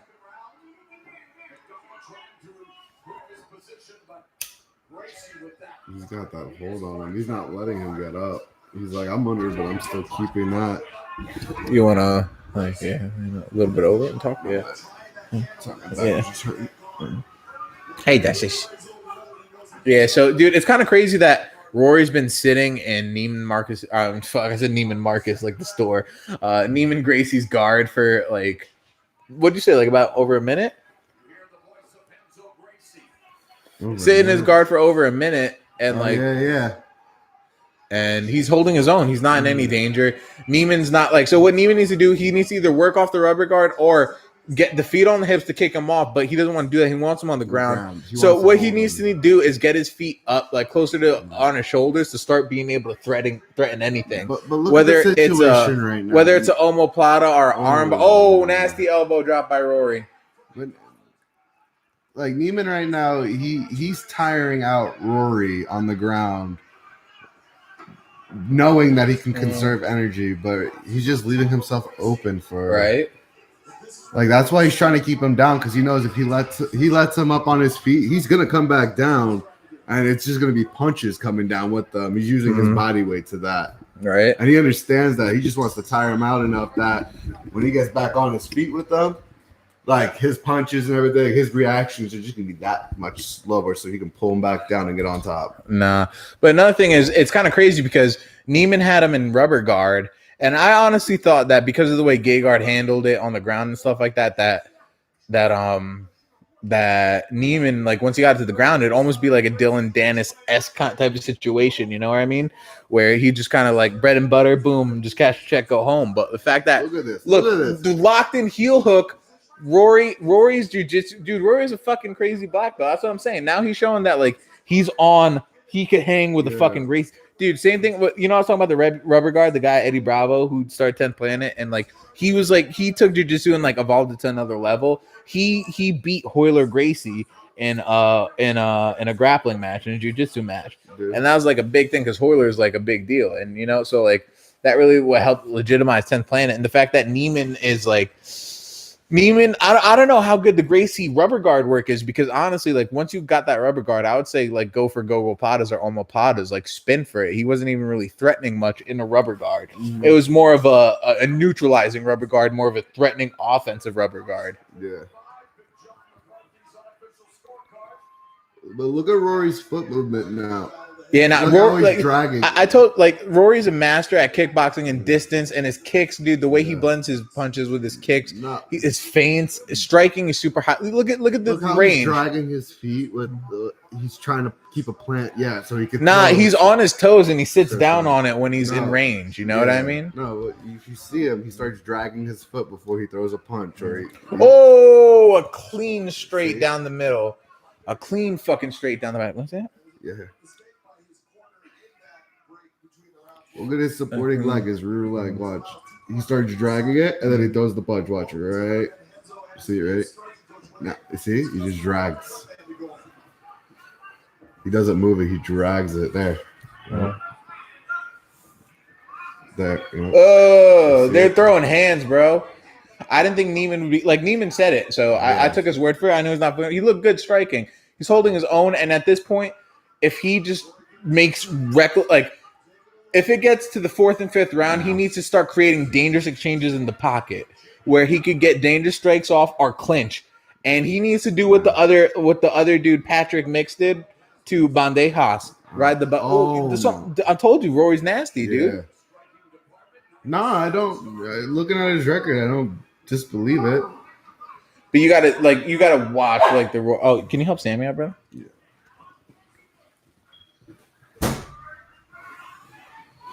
So Neiman is like kind of like Rory's doing his thing. He's really It looks like Neiman's kind of backing him up, but Rory's do a lot of lateral movement. Oh, nasty elbow! MacDonald was threatening a fucking submission. Rory with the takedown. Rory in side control. Neiman Gracie trying to get in a half. Oh, fuck. Rory in full side control trying to go to the crucifix. Looks like he's going to go for a Kimura. Or he could go for a headed arm choke, but he doesn't really have it set up because of the way Neiman's defending. Can you take Sammy out? Thanks, brother. But Rory is in like a big position to do major damage, both in the grappling and ground and pound like he's doing. Big shots from the top from Rory. Big shots from the top from Rory. He's sitting in Neiman Gracie's guard, and And it's crazy that Neiman is just neutralizing and he's not being threatening off his back because he's got a closed guard. He's not doing feet on hip because the thing is, you're not going to want to work your Will Calhoun can't find a consistent stream, so I'm going to watch this with you. All right, Will, I got you, my guy. I'm going to walk you through it. So Neiman is putting Rory in rubber guard right now, right? But Neiman is just neutralizing him so he can't get off ground and pound. He's not spinning for an omoplata, which he's really in a decent position to do right now. He lost. He's back in full guard. He's back in closed guard. And the fact that Rory is just comfortable and sitting in Neiman Gracie's guard is just kind of blowing my mind right now. And that shows the leaps and bounds of effort that Rory made in this short camp. So 112 in the third round. Oh, Neiman's got the arm. Neiman's got an arm bar. Now he's got to step over. He's got to step over. He's doing a good job defensively. He's spinning. He's going to be out. He's going to be out. But Neiman's really threatening. He could spin for an omoplata, but now, Rory got out back in his guard. I don't know if he wants to stay here. 49 seconds left in the third round, and Neiman almost locked in an arm bar. He proved he's dangerous off his back, and he's just waiting for it. He's resting, waiting for his moment. He's like, all right. He's not even opening his eyes. He's like, I can't. He's like, I just gotta go with it. You want this or you good with it? So now Rory's sitting in his guard with 21 seconds left, and Neiman proved he's dangerous, but Rory proved that defensively he's at the highest level that he could get out of super dangerous positions, and technically he knows the right steps to defensively to get out of these, which to anybody else is just death. Your arm's getting ripped the fuck off. Yeah, you know what I mean? Just seeing that, All right, I'm gonna use the bathroom quick. So tell me. All right, Young Nick is gonna give you his thoughts on that round. And we're going into the championship rounds. Yeah. Don't be there. No. Nah, Roy really showed that he could handle himself on the ground. Like right now, they're showing rubber guarding as they call. Now he's flipping them, and now he's got him in the arm bar. But the way that he's able to just like stay calm and just retake control of the situation is kind of surprising. Especially going up against someone that like when they get their grapple on, that it is a death lock almost. If you're messaging anything right now, I cannot read anything from that far. Someone added a message? Yeah. Let's see. So Will Trump said, yeah, I don't like that Rory's hanging down with him.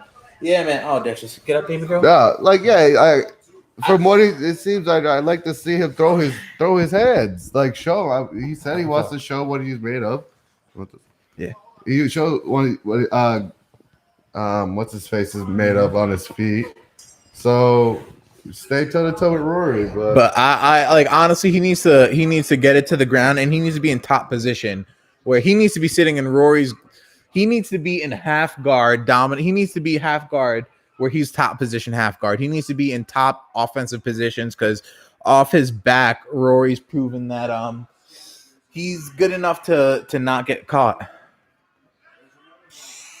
So 4:34 in the fourth round, we entered the championship rounds, and here we go, man. Like Neiman's showing his thing on the feet, but Neiman said third or fourth submission when I asked him what was his prediction. So he might have been like maybe giving Rory a false sense of security. I'm not saying it's what it is, but you got to consider that he could be maybe giving a false sense of security in his guard so he could get him, lull him, and really catch it. You saw how he snapped up that arm. Yeah. So he's like, they both swung on hooks. All right, so it's 3:53. They're both on the feet. They're both trading strikes, and Neiman showing that he's got the striking to be able to hang with a Rory MacDonald. And Rory showing he's got the jiu-jitsu to hang with a Neiman Gracie. And this is turning out to be an amazing matchup and very interesting and more competitive than I thought it would be, because I thought once it gets into either of their wheelhouses, they'll dominate. But they both show they're both well versed in all the fields that they can hang with each other. And there's a shot. He needs to scramble. He's got his back. Neiman's got his back. He's going for a takedown, Kron Gracie style. Oh, he got Rory's back. He's got one hook in. He's got Rory standing on the fence with his back taken with a hook in. Rory's still standing, but he's you want to move a little bit to the left because he has been blocked. So yeah. Oh, so Neiman is on Rory's back. Rory's on all fours. He kind of got a hook. Rory almost shook him off. Neiman doesn't have his left leg in to get a hook, and he's up against the fence, so he can't really squeeze it in. How are you scoring this, though? Oh, fuck. How would you score this? I'd say Rory would get most of the rounds, right? I'd say Rory probably won all the rounds, like 3-0, but the judges are kind of funky, so I feel that, like, you could arguably score some for not really, though. It's all Rory. Yeah. Boxing, Rory's got it. I mean, yeah, no. But even on the ground, Rory's got it. But Neiman's going for. He's kind of. What is he going for? Like an armbar off the back. He's got a body. He's got.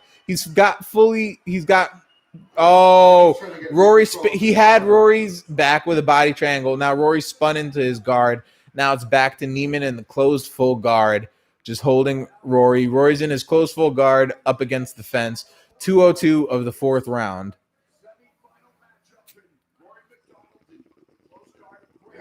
He's trying to tire him out again. Mm-hmm. He's got that cobra grip on him. The Red King doing his damn motherfucking thing, putting it all together. And Neiman can't just sit. It's the fourth round. You can't just sit in a closed guard neutralizing. You need to be offensive. You need to threaten. You need to, although on your back, you need to be throwing up chain submissions. And he's got to do Tony. He's need to get a higher guard, and he needs to stop. Right, like Tony Ferguson versus Kevin Lee. When Tony had Kevin in his guard, he was dropping those elbows on him. That's what Neiman needs to be doing, because you're on your back. You're not throwing offensive things off in the grappling. You need to be getting off some striking from the bottom, and the only way in a closed full guard is to get your guard up high and start building momentum and like really fucking slamming those elbows in their dome piece. And the fact that you've had rubber guard, you weren't spinning for an omoplata when you had the chance, and you're just trying to kind of slow things down. Rory's not going to slow down, and you're not busting him up with your jab enough to where you're going to break his nose. If I was Neiman watching the Rory tape, you would really be sticking your jab through the whole thing. Really, you'd be busting your jab because you'd be busting him in the nose. Exactly. And that, like, psychologically. And Rory's opening up in the guard. Neiman's not controlling him. 30 seconds left in the fourth round. Rory's getting off some decent ground and pound. Rory postured up. But the thing is, Neiman could go up to spin, but Rory's in a safe position, postured up to land big strikes, and he is 17 seconds left. And feet on hips, going for an up kick. Rory's blocking it. Oh, backside. Rory's got Neiman's back. 7 seconds left. Heavy ground and pound. And Neiman's got the feet on hips. And round ends. Fourth round is over, and it's the Red King is up 4-0, honestly. And Neiman is showing that he's good. He's very high level, but Rory's showing that he's back to form and evolved on a higher level where he's more concise, he's more put together, he's more well-rounded, where he could stand. And I hope his nose isn't broken, but he's showing that he is back to the Rory of form. Nose isn't breaking, he's clear enough. He knows he's comfortable in everywhere where it goes. And honestly, Rory's up 4-0. Neiman Gracie needs to finish this fight. He needs to finish this fight to win.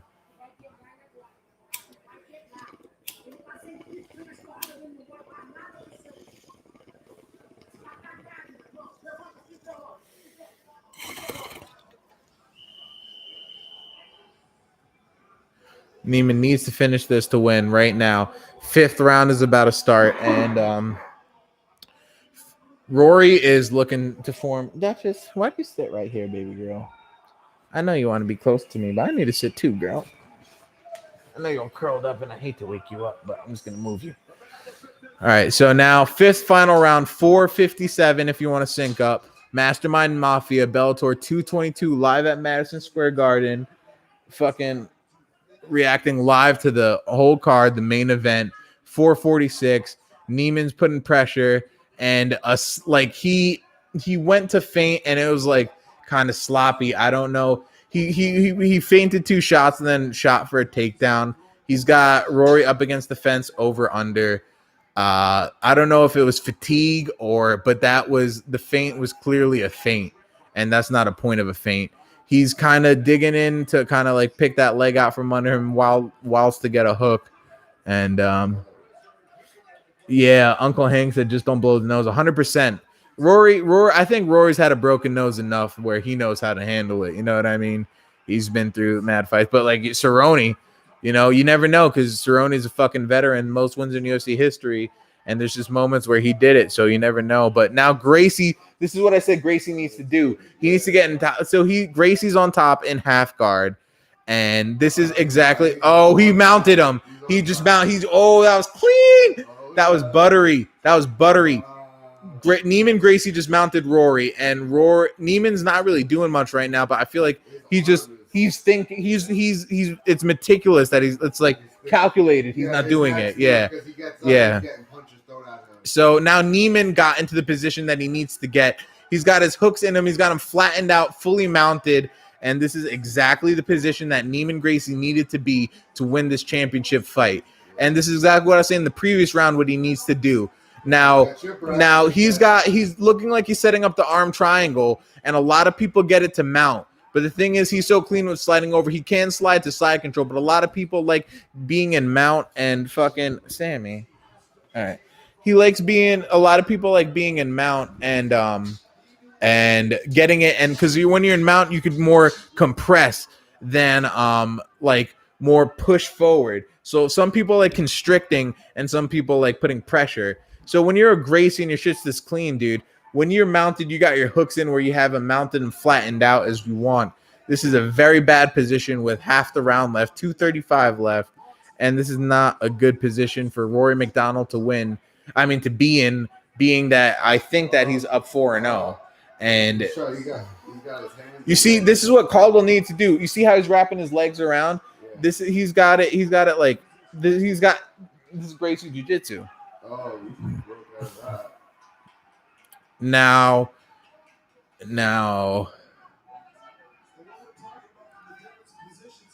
Neiman is in half guard, but Rory's really balled up. Really has his legs where he could be on feet on hips, but he's not. It's almost like a butterfly guard, but it's like a capability of having butterfly guard, but Neiman's locking in the half guard.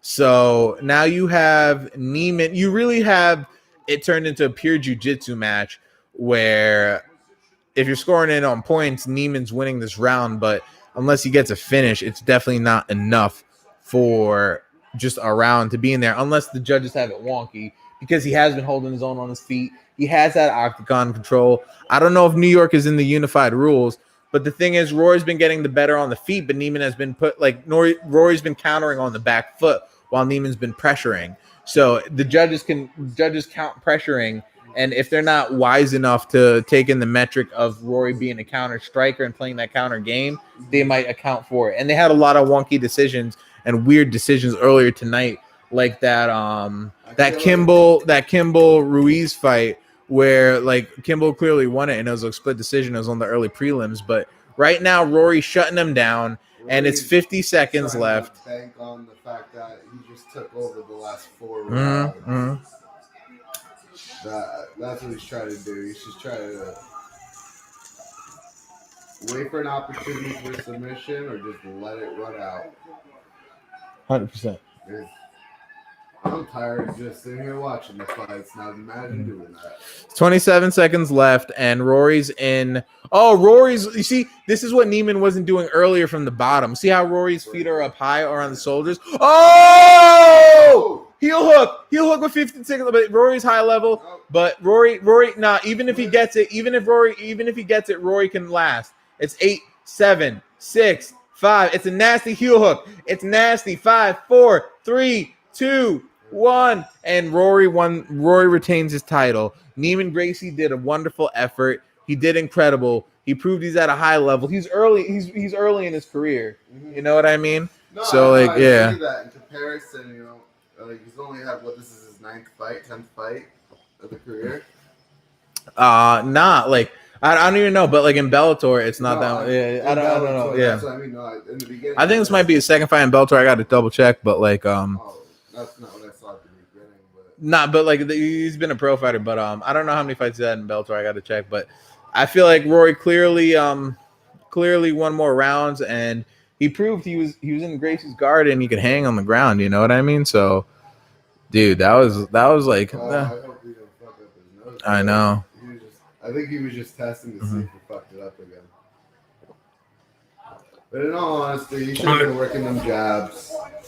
Lima should have been popping them. Yeah, like getting to be extra defensive on his nose, because that's a weak spot for him. I mean, once you get into someone's head like that, like even a lot of professional fighters, people that do that, you're gonna get into their head, and they're gonna be a little bit more defensive. Then you can take the takedown, or you can get that good,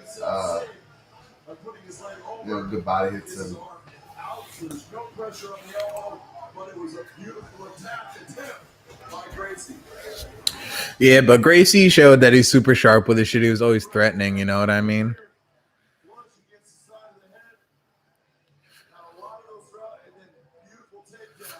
Yeah, but yeah, Rory definitely retained his title. Now it's going to be the rematch between Rory and Douglas Lima in the finals.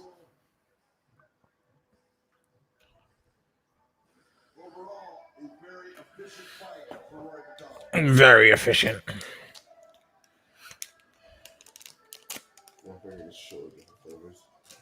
Mm-hmm. So Rory, the decision about to be read. The fight's over. So yeah, I went to the decision, and after the decision, we're gonna start talking about the recap, what we thought about the card overall, all that. But yeah, we'll wait to the decision, make sure nothing like funky happens, because you never know with these judges. I'm about to start fighting because they get monsters like that. Yeah, right. They just give them out. Nah, yeah, you get the monster Y'all sponsorship. beat the shit out of someone for a free monster.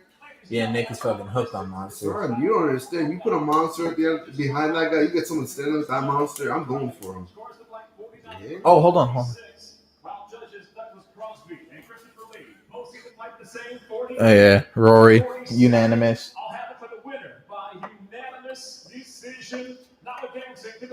Rory. Right. All right. Hey. He deserved it. Gracie definitely showed that, he could definitely do toe to toe. And yeah, Rory. They both like I said. Rory, Gracie fear. showed he could stand on. He could kickbox with Rory, hang with him. Rory showed he could hang on the floor with him. Big John and Rory. Let's hear what they say. And still champion Rory MacDonald. Rory, that was a very efficient and well planned out fight. You fought a very good guy that was trying to do things. Caught you in a couple of positions. You suffered some damage, I see, on your lower leg again. But it was a very good performance. How are you feeling at this time? I feel pretty good. Yeah. It's such an honor to be able to compete in an arena like this in New York City. Yep. I truly feel blessed. Amen. Come so far in my career to be fighting for a world championship here in Madison Square Garden. Right. I just want to thank my Lord and Savior Jesus Christ for let's go, Rory. my life and giving me this platform, and just want to give him all the glory because I wouldn't be here without him. Amen. Well, you know now that you've made it to this point. You're going to face Douglas Lima in the finals. What do you think about facing him for a second time? More like into faith, you know what I mean? Not really, yeah. It was a close fight. Yeah. And, I'm not surprised to meet him in the finals. He's a true champion and a gentleman. It's an honor to compete with a guy like that. Douglas Lima's gone step on. Oh, they're gonna have them talk. Let's go, Lima versus MacDonald, the rematch. You lost your title to Rory in Los Angeles back at 192. What does it mean to you now that you get a second chance at that title against the man that took it from you? Yeah, that's what we're waiting for. This is the rematch that I've been waiting. You see why Rory is the champion. He's a warrior. Two top fights in this tournament. So now we got the matchup with Douglas Lima coming off of the knockout of MVP, and you have Rory MacDonald coming off of this phenomenal performance. After the Fitch fight, it was kind of up in grass where you didn't know if Rory was going to retire or not. You didn't know if he was going to be done. And the fact that what's good? And the fact that that Rory came and he looked like this in this fight when Neiman was looking as good as Neiman was looking, that really says a lot. Because Neiman was ready. Neiman's going to be a beast. You know, for him to be that high level against Rory functioning like this, Neiman's going to be a champion one day. Mark my words. Neiman's not going anywhere. If anything, this is going to make Neiman stronger. You know what I mean? Like, And he just showed that like he's capable of doing what he thought he wouldn't be able to do is kickbox with people that are, you know, skilled kickboxers where that's not his forte. Because when I talked to Neiman, I was asking him are you looking to get on the floor or display? And he's like, listen, I'm trying to get the submission, but I'm more than willing to stand in there and trade with him. And the fact that a lot of just guys say that, but the fact that you go in there and you do that with Rory MacDonald, like that's you, yeah, that's no joke to do that with Rory MacDonald.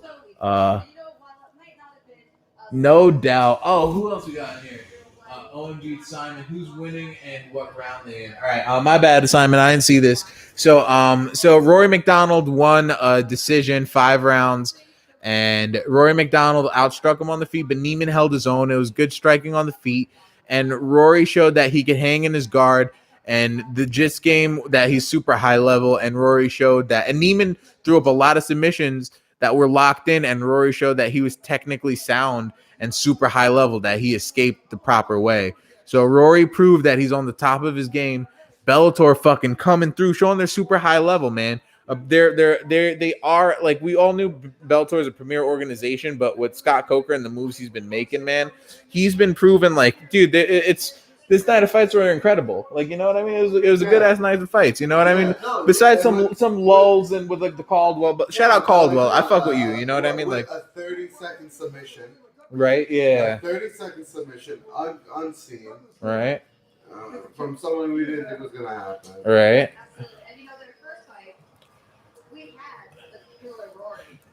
And I think this is the highlights from Lima versus Koreshkov, who were champion, and like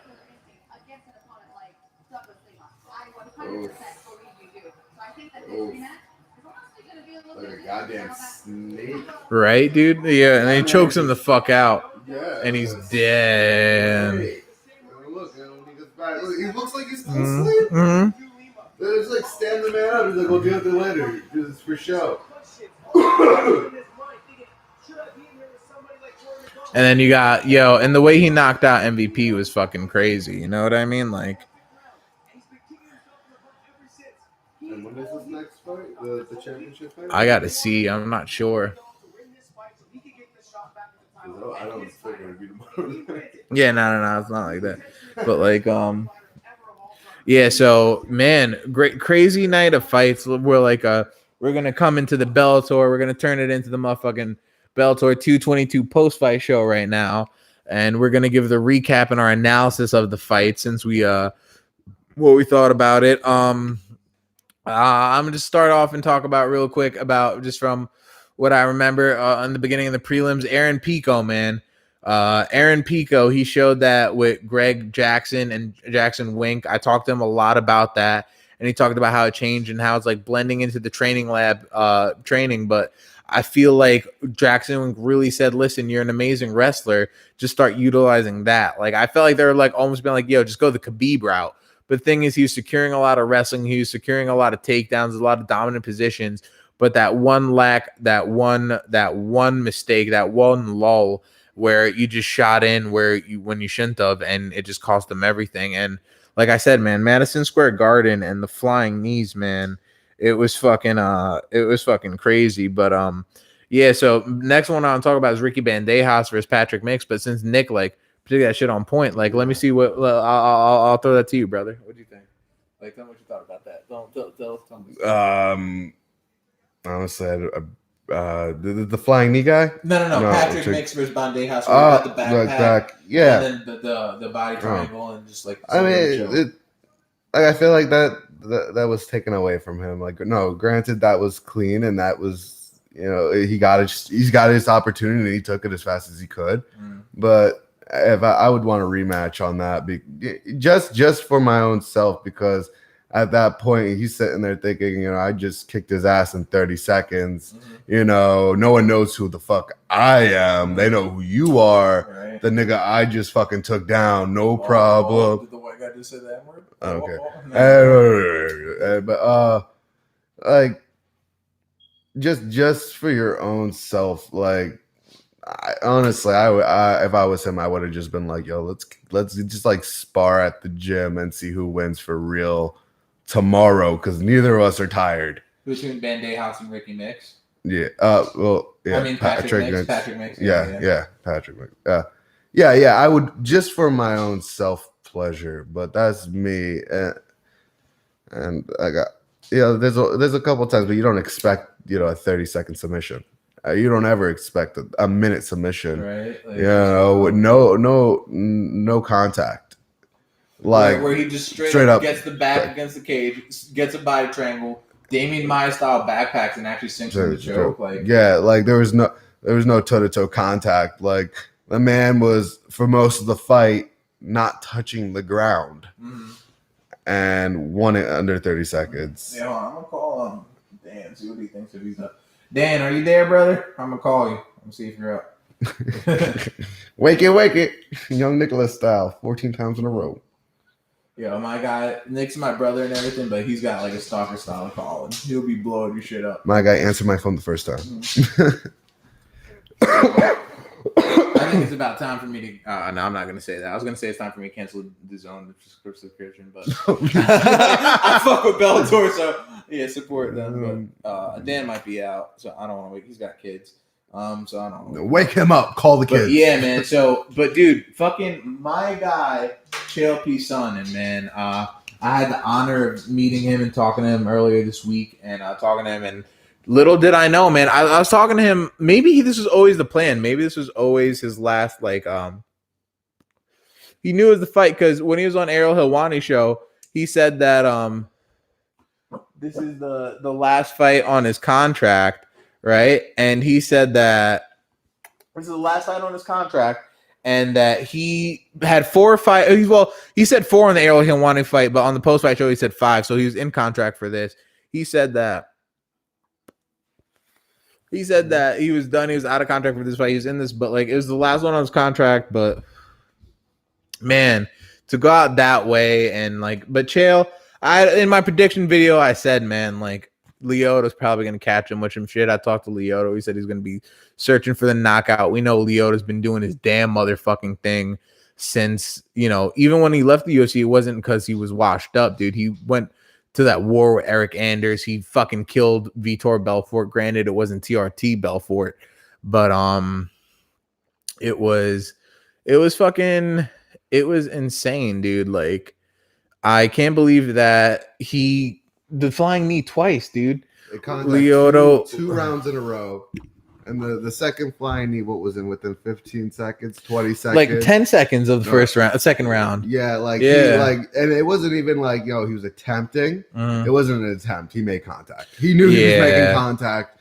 And that's when he was just like he's like, all right, he just leaned into this. Let's see how well his brain can handle my knee. And, now that I think about it, dude, when I was talking to Chael, the way he was feeling, the way he was into it, it was like he was really soaking it in. So now I think he knew it was it. You know what I mean? He's like, I'm not gonna be doing this long. Let me enjoy it while I can. And the fact that again, dude, I'm gonna applaud Chael P, the American gangster. You got the biggest arms in Westland, Oregon. Does all the harm and with the greatest charm. Whatever he said, you know what I mean? He's changed the game, dude. I like when he retired, dude. I had to give him his props. Like, I love you, Chael, dude. Like the way what you've done for the sport, man. It was like you've revolutionized the sport. Like I said, there'd be no Conor McGregor without Chael Sonnen. He laid down that blueprint, and he showed that he's the type of guy, you know what I mean, that turned mixed martial arts into the entertainment business. He made it sports entertainment where you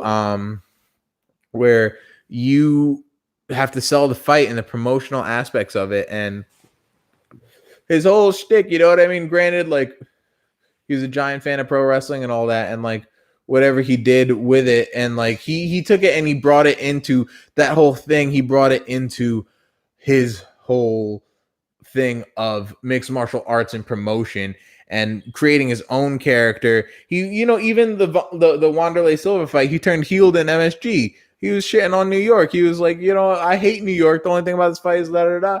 And you know what? Even though I'm born and bred New Yorker, it's Chael P. So and that's the beauty of Chael. He doesn't need like a win streak. He doesn't need. His career is not dependent on what whatever, like his win streak or him being a winning fighter or him trying to do all this stuff. His career is Chael because of his personality, his person. I talked to him about why he got more active on YouTube, and he said it was to get paid. But honestly, I think because that's his own shit. You know what I mean? Like he knows that his future is as an MMA personality, MMA analyst, someone that talks about the fight. He's been doing it, and like I have to see the interview. I saw and met TJ Dillashaw, and like I just chopped it up with him real quick. I wanted to ask him about the EPO shit, but I didn't want to be that guy. You know what I mean? Like he's out there, he's showing his face. I'm not trying to like bring up a sore subject, but I saw Chael did an interview where he talks about the EPO. I didn't watch it yet, but I'm really interested in watching that and how much TJ says. And it's crazy because I saw Dom and TJ there, and they're born and bred rivals. What am? Yeah. I'm putting on McGregor Diaz 1. Mr. S.A. Brownlow goes out the chat now, but my guy hasn't watched most of these. So I'm putting on some good fights. We're going to be wrapping up Bellator. We're going to keep this night going because it's me and the homie kicking it. We don't do this much, and we're going to be making this more of a regular thing. And Baby Gase. Oh, what's good, my guy, Baby Gase? How you doing, brother? Yeah, exactly. Because like I felt like I'm you guys. I'm a fan of the sport, and I love the sport. And at the end of the day, like I was granted the courtesy and the invitation to go there and have the access to all these people I look up to as a fan. And the same thing is as a fan. Oh, what is this? Oh, I think it's just like a replay. Oh, I get it. But as a fan, I feel like, it's a fight flashback. That's why. Oh yeah. No. As a fan, I felt like I wanted to ask those questions. But at the end of the day, the professionalism, I feel like you're there, you're privy, and it's kind of an unspoken rule. He's showing his face. He hasn't talked about it, and like I feel like I'm not gonna do, especially like my first time there. I'm not gonna break that. And great stream, by the way, broski. Thank you, brother. I really fucking appreciate it, my guy. Glad you were here, and thank you for subbing. I really appreciate it. Thanks for the kind comments and shit. I really fuck with you, my dude. And hell yeah, dude. We're gonna be getting like way more active on the channel, doing a lot more shit. And McGregor Diaz 2 is another fight flashback. I'm trying to see the reloaded or the actual main events. I'm trying to put them on to some good ass fights. Cruz Faber, dude. You haven't seen this. I'll put you on Cruz Faber. This is a good ass fight. But yeah, dude. So yeah, exactly. Speaking of that, I saw Dom Cruz there and TJ Dillashaw. Dom Cruz was there with Darian Caldwell. TJ was there with Juan Archuleta. And the fact of the matter is, we know how big of rivals they are. And the fact is that, they kept it professional, and they weren't they just kind of stayed away from each other. They know they're there for to help and support their peoples, and they weren't gonna start other bullshit. They know they're gonna see each other and see each other. Dom's coming back from injury. TJ got a couple years of fucking rehab left, and let me bring it back. So right now I'm putting on for him. We're just gonna chill and chop it up, watch more fights, because my guy, he's not really into it like that, but he fucks with fights. So I'm putting him on a bunch of dope shit. I'm on ESPN Plus app. I'm gonna plug ESPN Plus because PFL is on ESPN Plus. So and I fuck with ESPN Plus. I got it, and I really subscribe. It's a good price, but we got good fights. We're putting on fucking Cruz Faber 1 or Cruz Faber 2, and so the thing is, so Cruz and Faber, when they fought, just to give my guy a little background on it, that Cruz fought him when he was super young, got tapped out by a guillotine. Cruz fought him, beat him in this fight. Cruz is the greatest bantamweight of all time, and he went through a bunch of injuries, came back, won the belt, beat TJ, did all the shit, and he beat Uriah in a rubber match at 189 cleanly, and yeah. So this is their second fight. So I got that playing for my guy, and yeah, Chael Sonnen, man. Dude, that was crazy, that flying knee knockout. That was fucking insane. And dude, it sucks to see Chael go out that way. You're right. You probably have. He's a pretty big deal. And like, it sucks because like, as a fan, even I would be sad to see Chael go out that way. But the fact of the matter is like, just that like, you had I got a moment with him and it just like changed. You know what I mean? Like, is when you admire people and they like reciprocate it and they're more than what you expect. Yeah. And like just being a fan of the sport, you guys have known I've been doing this shit for like a minute, like, and just to be able to like actually have like just be in these opportunities is fucking incredible and like get to know them. And so like heartwarming to know that they're just so humble. You know what I mean? They could kill literally anybody they want to with their bare hands. Oh, yeah. But they're the kindest, most humble people in the world. Like, because I feel like they understand that. Like, you know, they get a lot of their aggression out. You know, most of them. Like I said, get a lot of their aggression out in the octagon. Mm-hmm. Right? That's understandable. You know, let it go. Oh, you know what fight I'm gonna put on for him? I'm gonna put on right now for my guy, fucking Adesanya versus Kelvin Gastelum, because he hasn't seen that fight.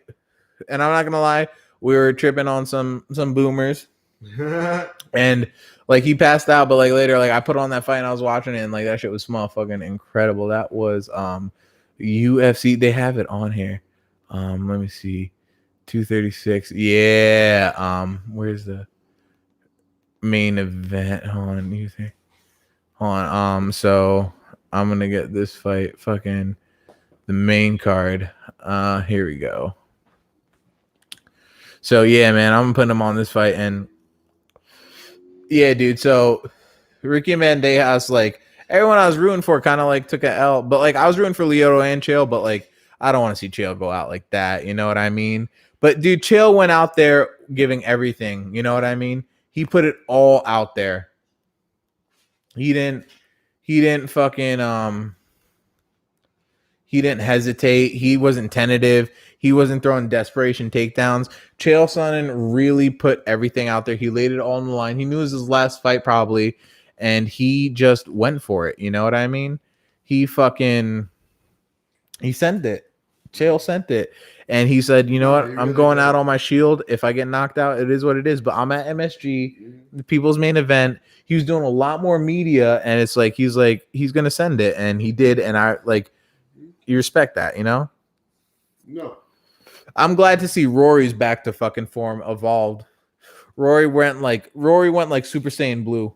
Yeah, he really showed like the kind of that he is in that, like just breaking all those holds. Baby Gay said Uncle Chael will be back eventually. I hope so, and because Chael was doing good, you know. And another thing, it might be a thing where Chael might just take some time off. He said Scott Coker's always going to be. Oh, you know what? Now I think about it. Baby Gay, I know you watched the interview I did with Chael. When he said like Scott Coker will always be my promoter, I'm not going anywhere. That might be like a kind of like a thing where I'm ending it here, so he will always be. And you know what I mean? He was always going to be my promoter because that's where I ended it. And like he always come back. Chael's a big draw. He's always going to be relevant. We've seen with like Uriah Faber coming back. We've seen with Uriah coming back that it doesn't matter whether you take some time out. If you got that marquee name, which Chael does, you could always come back and you can always do your thing. You know, I was telling you about Rafael Cordero earlier tonight. Mm-hmm. Telling you about Kelvin Gastelum, the head movement. This is Kelvin Gastelum. Israel Adesanya. I didn't tell you guys at PFL when I was there. I saw Eugene Barrowman because he had one of his fighters on the card. Israel Adesanya's coach. I saw Eugene Barrowman and I was like, yo, I was gonna say like what's up to him, but he's like in the middle of something. His fighter was like right outside the medical tent, you know. So I'm not just gonna be like, oh, you know, like just fan it up when like his guy just got into war. But those fucking hairs are so fast though. Mm-hmm. And then so I'm gonna play through. It's gonna be Israel Adesanya versus Kelvin Gastelum, and then Max Holloway versus Dustin Poirier. And I'm putting my guy on all this shit. But yeah, dude, Bellator 222, man. Bellator has, if you guys remember a couple years ago, Bellator was on the like Royce Gracie versus Ken Shamrock 45 fights, and like Kimbo Slice versus Dada 30,000. Like 30,000 volts needed to revive him because his heart literally gave out on him in that fight and he almost died. And then like it's like from there, like the way they built and like the way Scott Coker did to draw the attention, know how the media works, and then because they're a Viacom backed company, and to establish the legitimacy. You remember when I was at your house chilling with Kev the other day, and I showed that crazy like spinning knockout he went for a tornado kick, and that was in Bellator. That was Raymond Daniels. He's the Bellator kickboxing champ. And the way Bellator is doing it, they got a kickboxing division. They got they got their fighting. They got the skilled fighters. They're paying their fighters extremely well. And the thing with UFC, when they got the Reebok deal, that killed a lot of sponsors. So that stopped a lot of fighters' payments. So now what Bellator, so what Bellator is doing is they're really, I gotta go back. So what Bellator is doing is they're making sure the fighters getting taken care of. And Scott Coker's a generally good guy. He started Strikeforce. So you remember I was telling you about Pride, right? So the big three back in the day was UFC, Strikeforce, and Pride. And Scott Coker, and the UFC bought up everything. But Scott Coker was the guy that started Strikeforce. You got guys like Tyron Woodley, Luke Rockhold, a whole bunch, Gilbert Melendez, a whole bunch of champions that are in the UFC that were champions there, and they were high level. You know what I mean? Bellator, as I called, you guys know for a minute, I've been calling Bellator Strikeforce 2.0 because Bellator has been making a lot of moves that, with whether it's getting Big John McCarthy on commentary or getting Mike Goldberg on commentary, that they got the feel of the for the fight fans to service the fight fans. And they really got they're really doing shit now where they got legitimate high level talent and could put on super high level fights comparable to UFC quality. And Scott Coker, man, he deserves it. He's a good guy. He does business well, and you see good people thrive. You know what? That's why I fuck with my guy Young Nicholas so well, because we're both good ass guys, and we both fuck with each other. You know what I mean? So it's people like Scott are good ass guys. When I was talking to Scott, he was really just a good, genuine guy. It doesn't matter who you were, this guy's caking. You know what I mean? And he shows everyone that respect. He's humble. He's kind, and you see a lot of moments with Dana where he kind of goes off on, you kind of see the brash, dickhead side of Dana. And with Scott, it's not like that. You know what I mean? Scott's working with Ryzen, dude. Saki Kobara, the guy who started Pride and who started Ryzen, dude. Yo, in Japan, it's all Yakuza. You know what Yakuza is, right? Dude, all Yakuza. And I was literally with a Yakuza head at the other day because Saki Kobara was there, and I was like, holy shit. And it's pretty fucking crazy when they have that understanding where they all work together, and you know what I mean? And cross promotional, that's a big deal.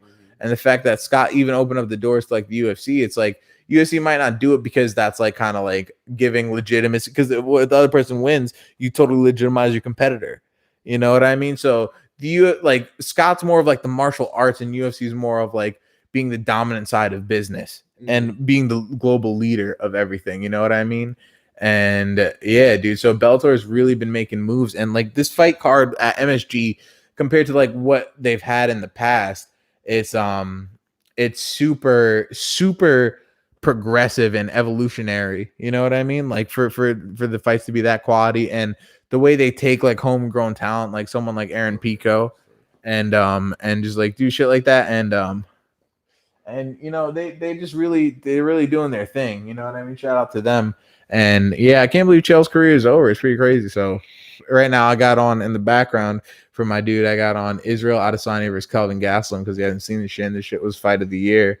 So dude, I feel like Rory has really showed up big time. You know what I mean? Rory really showed and proved that he's not done. He's he really leveled his shit up. Yeah. He's champion. Exactly. Nah, you're not taking my fucking belt. Exactly. He's got a kid and shit. He's got a family. He's got to feed, and that money's mine. Yeah, no, exactly. And it's he goes, I don't give a shit. I need that money, and I'm gonna fuck you all up to get it, no matter what it takes out of me. Mm-hmm. That man looked like he was gonna break an arm or a leg tonight, and he just looked at him and he was just nah. You could break it, but I'm gonna do everything I can to get out of this. He's like, if you're breaking it, you're breaking it. He's but I'm not letting you take me out like this. Well, I put on the Spanish commentary version because I couldn't fucking I didn't feel like going to the other one. Look for it. So we're just talking anyway, so we're not gonna be listening. But fucking yeah, man. So Robert Whittaker, he doesn't know about Robert Whittaker. You got to watch the Robert Whittaker Romero fights too.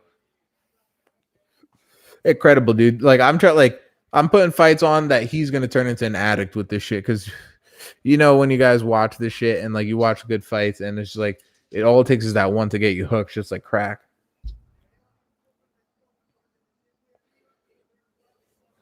And so like, man, Aaron Pico, I feel like he could have done a lot more to mix in his striking because he's extremely good striker. And you got all those bodies in Jackson Wings. When I was talking to him, he was saying that like he's got a lot of more talented people to work with, and like it could blend. But it feels like Jackson Wink almost took more of a Firas Zahabi approach to it, where is that you have wrestling, utilize your wrestling, and just control and try and get ground and pound. But like if that's going to be your game plan, you have to be able to have a systematic system I know in place where like a Khabib style where you're riding the wrist and you're ground and pounding and doing all that. But when you're just like when you could control wrestling wise, but you're not how sure to get off your ground and pound, I feel like just that the fact that you could secure the takedowns, you could be able to threaten him enough to feint the level changes and do that. What's good, brother? I appreciate you, my guy, baby Gase. Yeah, so it's like he could have feinted more to set up his striking where you establish your wrestling, you establish your wrestling dominance, and you could start using that to open up your striking. Instead, he just chose to control it, which essentially cost him the fight. And it wasn't like a Chris Weidman, Yoel Romero was just like one like lapse. You saw that? Oh, yeah. Whereas like one lapse in judgment, it was a thing of like you kept on shooting and you're super predictable. Like at the PFL, I don't know if you guys saw Movlid Khabilov, his flying knee knockout in 10 seconds over Damon Martin, where I talked to him and he was saying, I asked him like, were you studying in camp that where you could shoot, you saw when he was coming for a takedown, you read film where you could counter with a flying knee? And he said, yeah, I could counter with a flying knee or uppercut, and I got the flying knee. So the thing is, people could study film, and especially with wrestlers, you see what side they go for that blast double, and you could just time your flying knee appropriately. And Pico's got a lot of like wrestling tape on him from his wrestling career. Right now, I got Israel out of Saudi versus Kelvin Gastelum playing for my guy. But, dude, honestly, P, man. Beat Brian Stan, beat Michael Bisping, had almost dethroned Anderson Silva in his prime. Chael was almost the guy to take out the immortal Anderson Silva. And, that rivalry was just crazy. And Chael was the marquee guy. He was the pay-per-view guy. Chael's the only guy that could, like, with John Jones, he's the only guy that could get a title shot off of a loss because he's Chael. You know what I mean?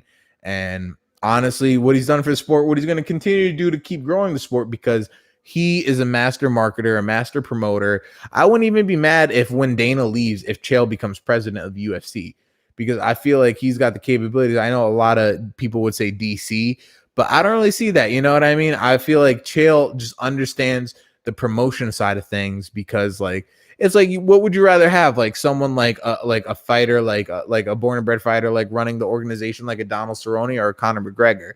Because Cerrone is a born and bred fighter, but Conor McGregor is a born and bred entertainer and promoter. So, Chael could really start running promotions. He's got Submission Underground. He put submission grappling in a cage with EBI rules, and he really created something where he got John Jones versus Dan Hendo in that. It's kind of crazy because when you look at his history, you look at where that whole, I forgot what number it was, but when Chael when John was supposed to fight Hendo and Chael was replacing him, and John was like, nah, I'm not fighting him on short notice, and it became a whole thing, and that started a rift between Dana and Jackson Wink and all that. And eventually John and Chael fought, and John did John Jones. But I mean, like Chael, for Chael, everyone was like, damn, dude, we didn't get the Hendo John matchup. But for Chael to put that together and like in some form where you see them compete, it was fucking dope. You know what I mean? Like as a fan, and Chael's proven that he's got his promotional skills down, because he kind of put it like almost like a proof of concept with Submission Underground, that he can promote and make things successful, like how Eddie Bravo's got EBI and stuff like that, and he adopted EBI rules, but he put it in a cage, so you have more of a MMA feel and you get that crossover. So and Chael's been cranking out great shit on his YouTube, great content. ESPN, Ariel and Bad Guy, I fuck with that show. You know what I mean? Chael's all right. You know what I mean? He's got a storied career. Is Dutch sleeping?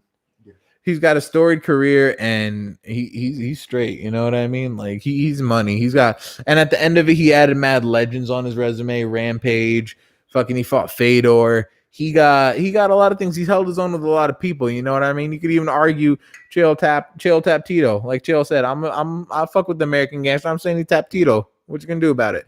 So I'm saying he tapped Tito, undefeated, undisputed, and no, it's cool. If you guys go watch my interview, I want you guys to watch it because like it was kind of almost like retrospecting his career. I asked him about like the career, like the weight classes, and it was like I didn't know he was gonna be retiring, but it's very reflective in like my questions. You know what I mean? So like of his career, because like, how often are you gonna meet Chael P? You know what I mean? So never. Yeah, exactly. Exactly. So I mean, I know, like, but yeah, I know, but so I had a lot of questions. Want to ask him, like, because you know he's just like a veteran, and you know he like from some like he in his career, man, you look from 185 to heavyweight. Wow. Yeah, he fought from 185 to heavyweight. Right.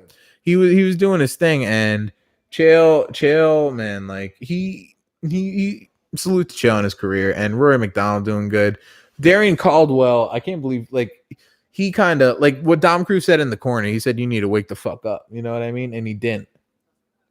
He never did. Mm-hmm. And you know that's disheartening for him to lose the belt. I was talking to Darian, and he was saying he wanted to be champ. He wanted to go up and challenge for the 45 belt after he's fought at 45 before, and he's been successful. And you know, if you beat, because he was winning the fight in Ryzen before, it was kind of like the same. He was winning, and like in Ryzen, but he got caught by a submission. But the fact that he lost a decision like this is like, you know, now you got, hey, what is he doing? Yo, pick that up. Now you got like real, like you have a champion that's contractually obligated and mainly a fighter in another promotion, but he's really the head of one of your divisions. And you know, you got it once a year, but you know, Caldwell might have been a lot more active in like how Pitbull's the champ beating like Chandler. You know what I mean? It kind of just like holds stuff off in like the marquee title fight type shit. Oh, you sleepy, baby. I know you're sleepy. And yeah, you saw that jab, but yeah, man, like yeah, but Bellator, like I'm like pumped because that was like for like UFC clearing, like making sure the schedule's clear for Tyson Schwartz, Fury Schwartz. That the fact that Bellator had their shine at MSG, being the only, like, no competition, it was just all them at Bellator and displaying their card, and they stacked up the card very well with talent they want to build up and like new matchups, welcoming new talent that they could, whoever wins, you could run with. So smart matchup making and a lot of smart things. Scott Coker knows what he's doing. You know what I mean? That freaking leg span is ridiculous. Yeah, Kelvin is like not that like Izzy's got the reach, and like Izzy's like a crazy kickboxer. You know what I mean? Like. But Kelvin, dude, like his boxing is so clean in MMA, like,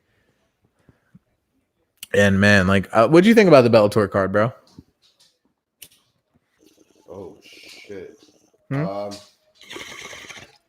mean, it's a lot. I feel like I liked it more than watching a UFC event. Well, I mean, you can't say that because you haven't seen like all the UFCs. You know what I mean? Like, what I've seen. That's what I'm trying to say. So far, like. The fighters are more into the sport rather than it's super high level fights still. Yeah. Exactly. It's like, not like C League shit. They're not coming in and making money for showing up. $2 million win or lose. Yeah. Like you're leaving with $2 million. No, like they're fighting a series of fights that, you know, like tournament style for belt. Like, you know, like I understand. It's like more it's more like fight fan purist, like combat purist type shit. Yeah. Like you. Yeah, exactly. Mm-hmm. You're not gonna walk up to someone in the street and be like, you know, who's, you know, anyone that just fought tonight, And a lot of people, unless they follow it, aren't going to know who the hell they are. But that's the thing about this card, dude, because everyone is a big name from UFC that came over, so everyone knows who they are. And the thing is, it's not like before. Bellator used to be on a model where you get old, washed up names, and it was kind of like the veteran old fighters just trying to make money off their names. But the ways they built brands to build the audience, and now they got like super high level fighters. Also, like cornered and like pushed into doing this too. Like it wasn't like you said with the Reebok deal.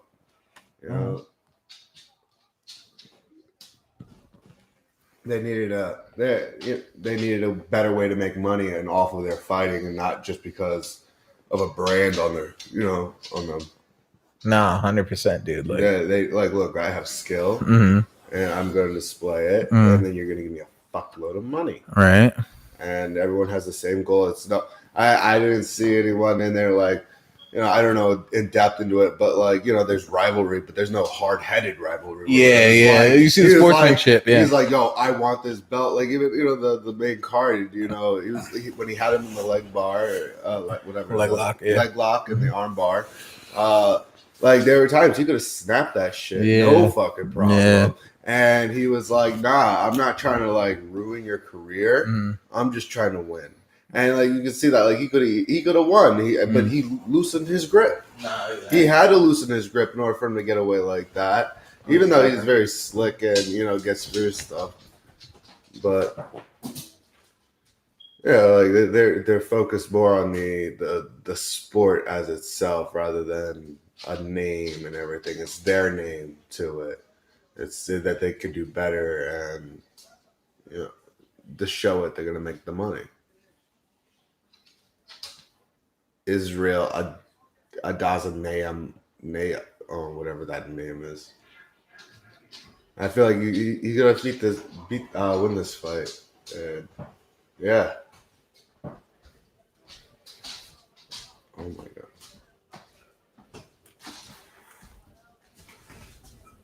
Yeah, man. So that was like a good card. Bellator stepping their shit up. So like it's always good to see that, especially like.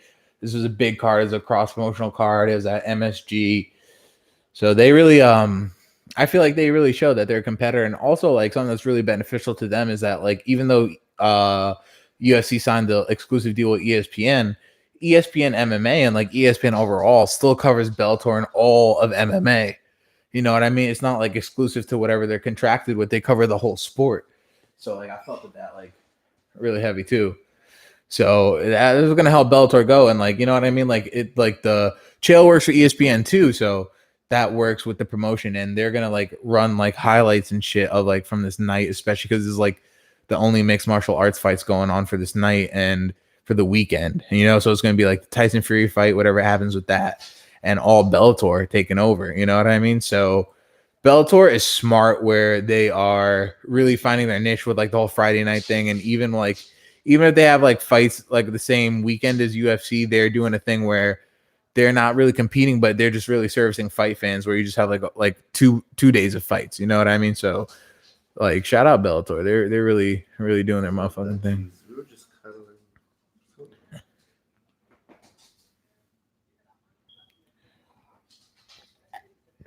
But yeah, dude, like so like that was like a really good night of fights, you know what I mean? Like like it definitely good matchup. Like I wish a couple of the fights were a little longer, but in all, like it's more than I expected. To see a 30-second submission, right. 2 flying knee kicks at a retirement. Right. Oh my god! I hope that man had a 401k. Nah, Chael is good, like money wise. No. Yeah, I know. I'm just saying. He's in his 30s, 42, 42. Yeah. Retired. That's, and I mean, like even before the fight, I saw him not in interviews, but more of a fact, like discussing different factors of the fights that are coming up in his fight and other fights, and like just the way that he presents himself, it made it seem I didn't know he was a fighter. Still, I thought he was a fighter, and now he's like a commentator. He thought he retired and he like transitioned.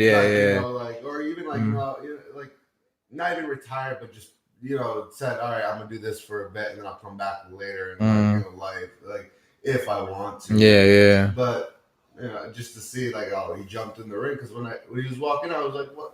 Didn't I just see that man in the beginning talking about some other fights? Yeah. Like you saw him, like the promoter side as well. Yeah. It was like, I thought he was just like a commentator, or a journalist, or whatever, and like part of like the board and everything for it is just to see him get out there and then just to hang it up. Yeah.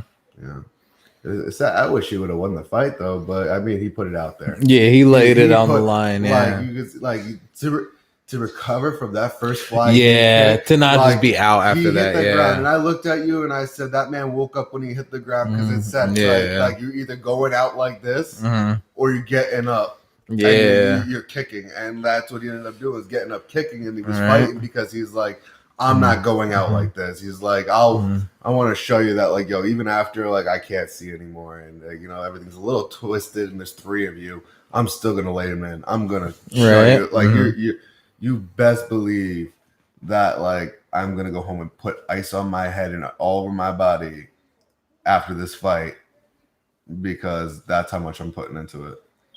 Right. Yeah. No, he put everything out there. He's like, you know what? I'm gonna soak in the moment. I'm gonna do everything I need to do, and like whatever happens, happens. I know I gave it my all. Yeah, as long as he feels if he didn't feel confident enough that he put it out there, that he wouldn't have put it out tonight. He would have done it another night, and his wife would understand and stop. Look, I understand. You want to go out and not a blaze of glory, but don't go out on dub. Yeah, not even.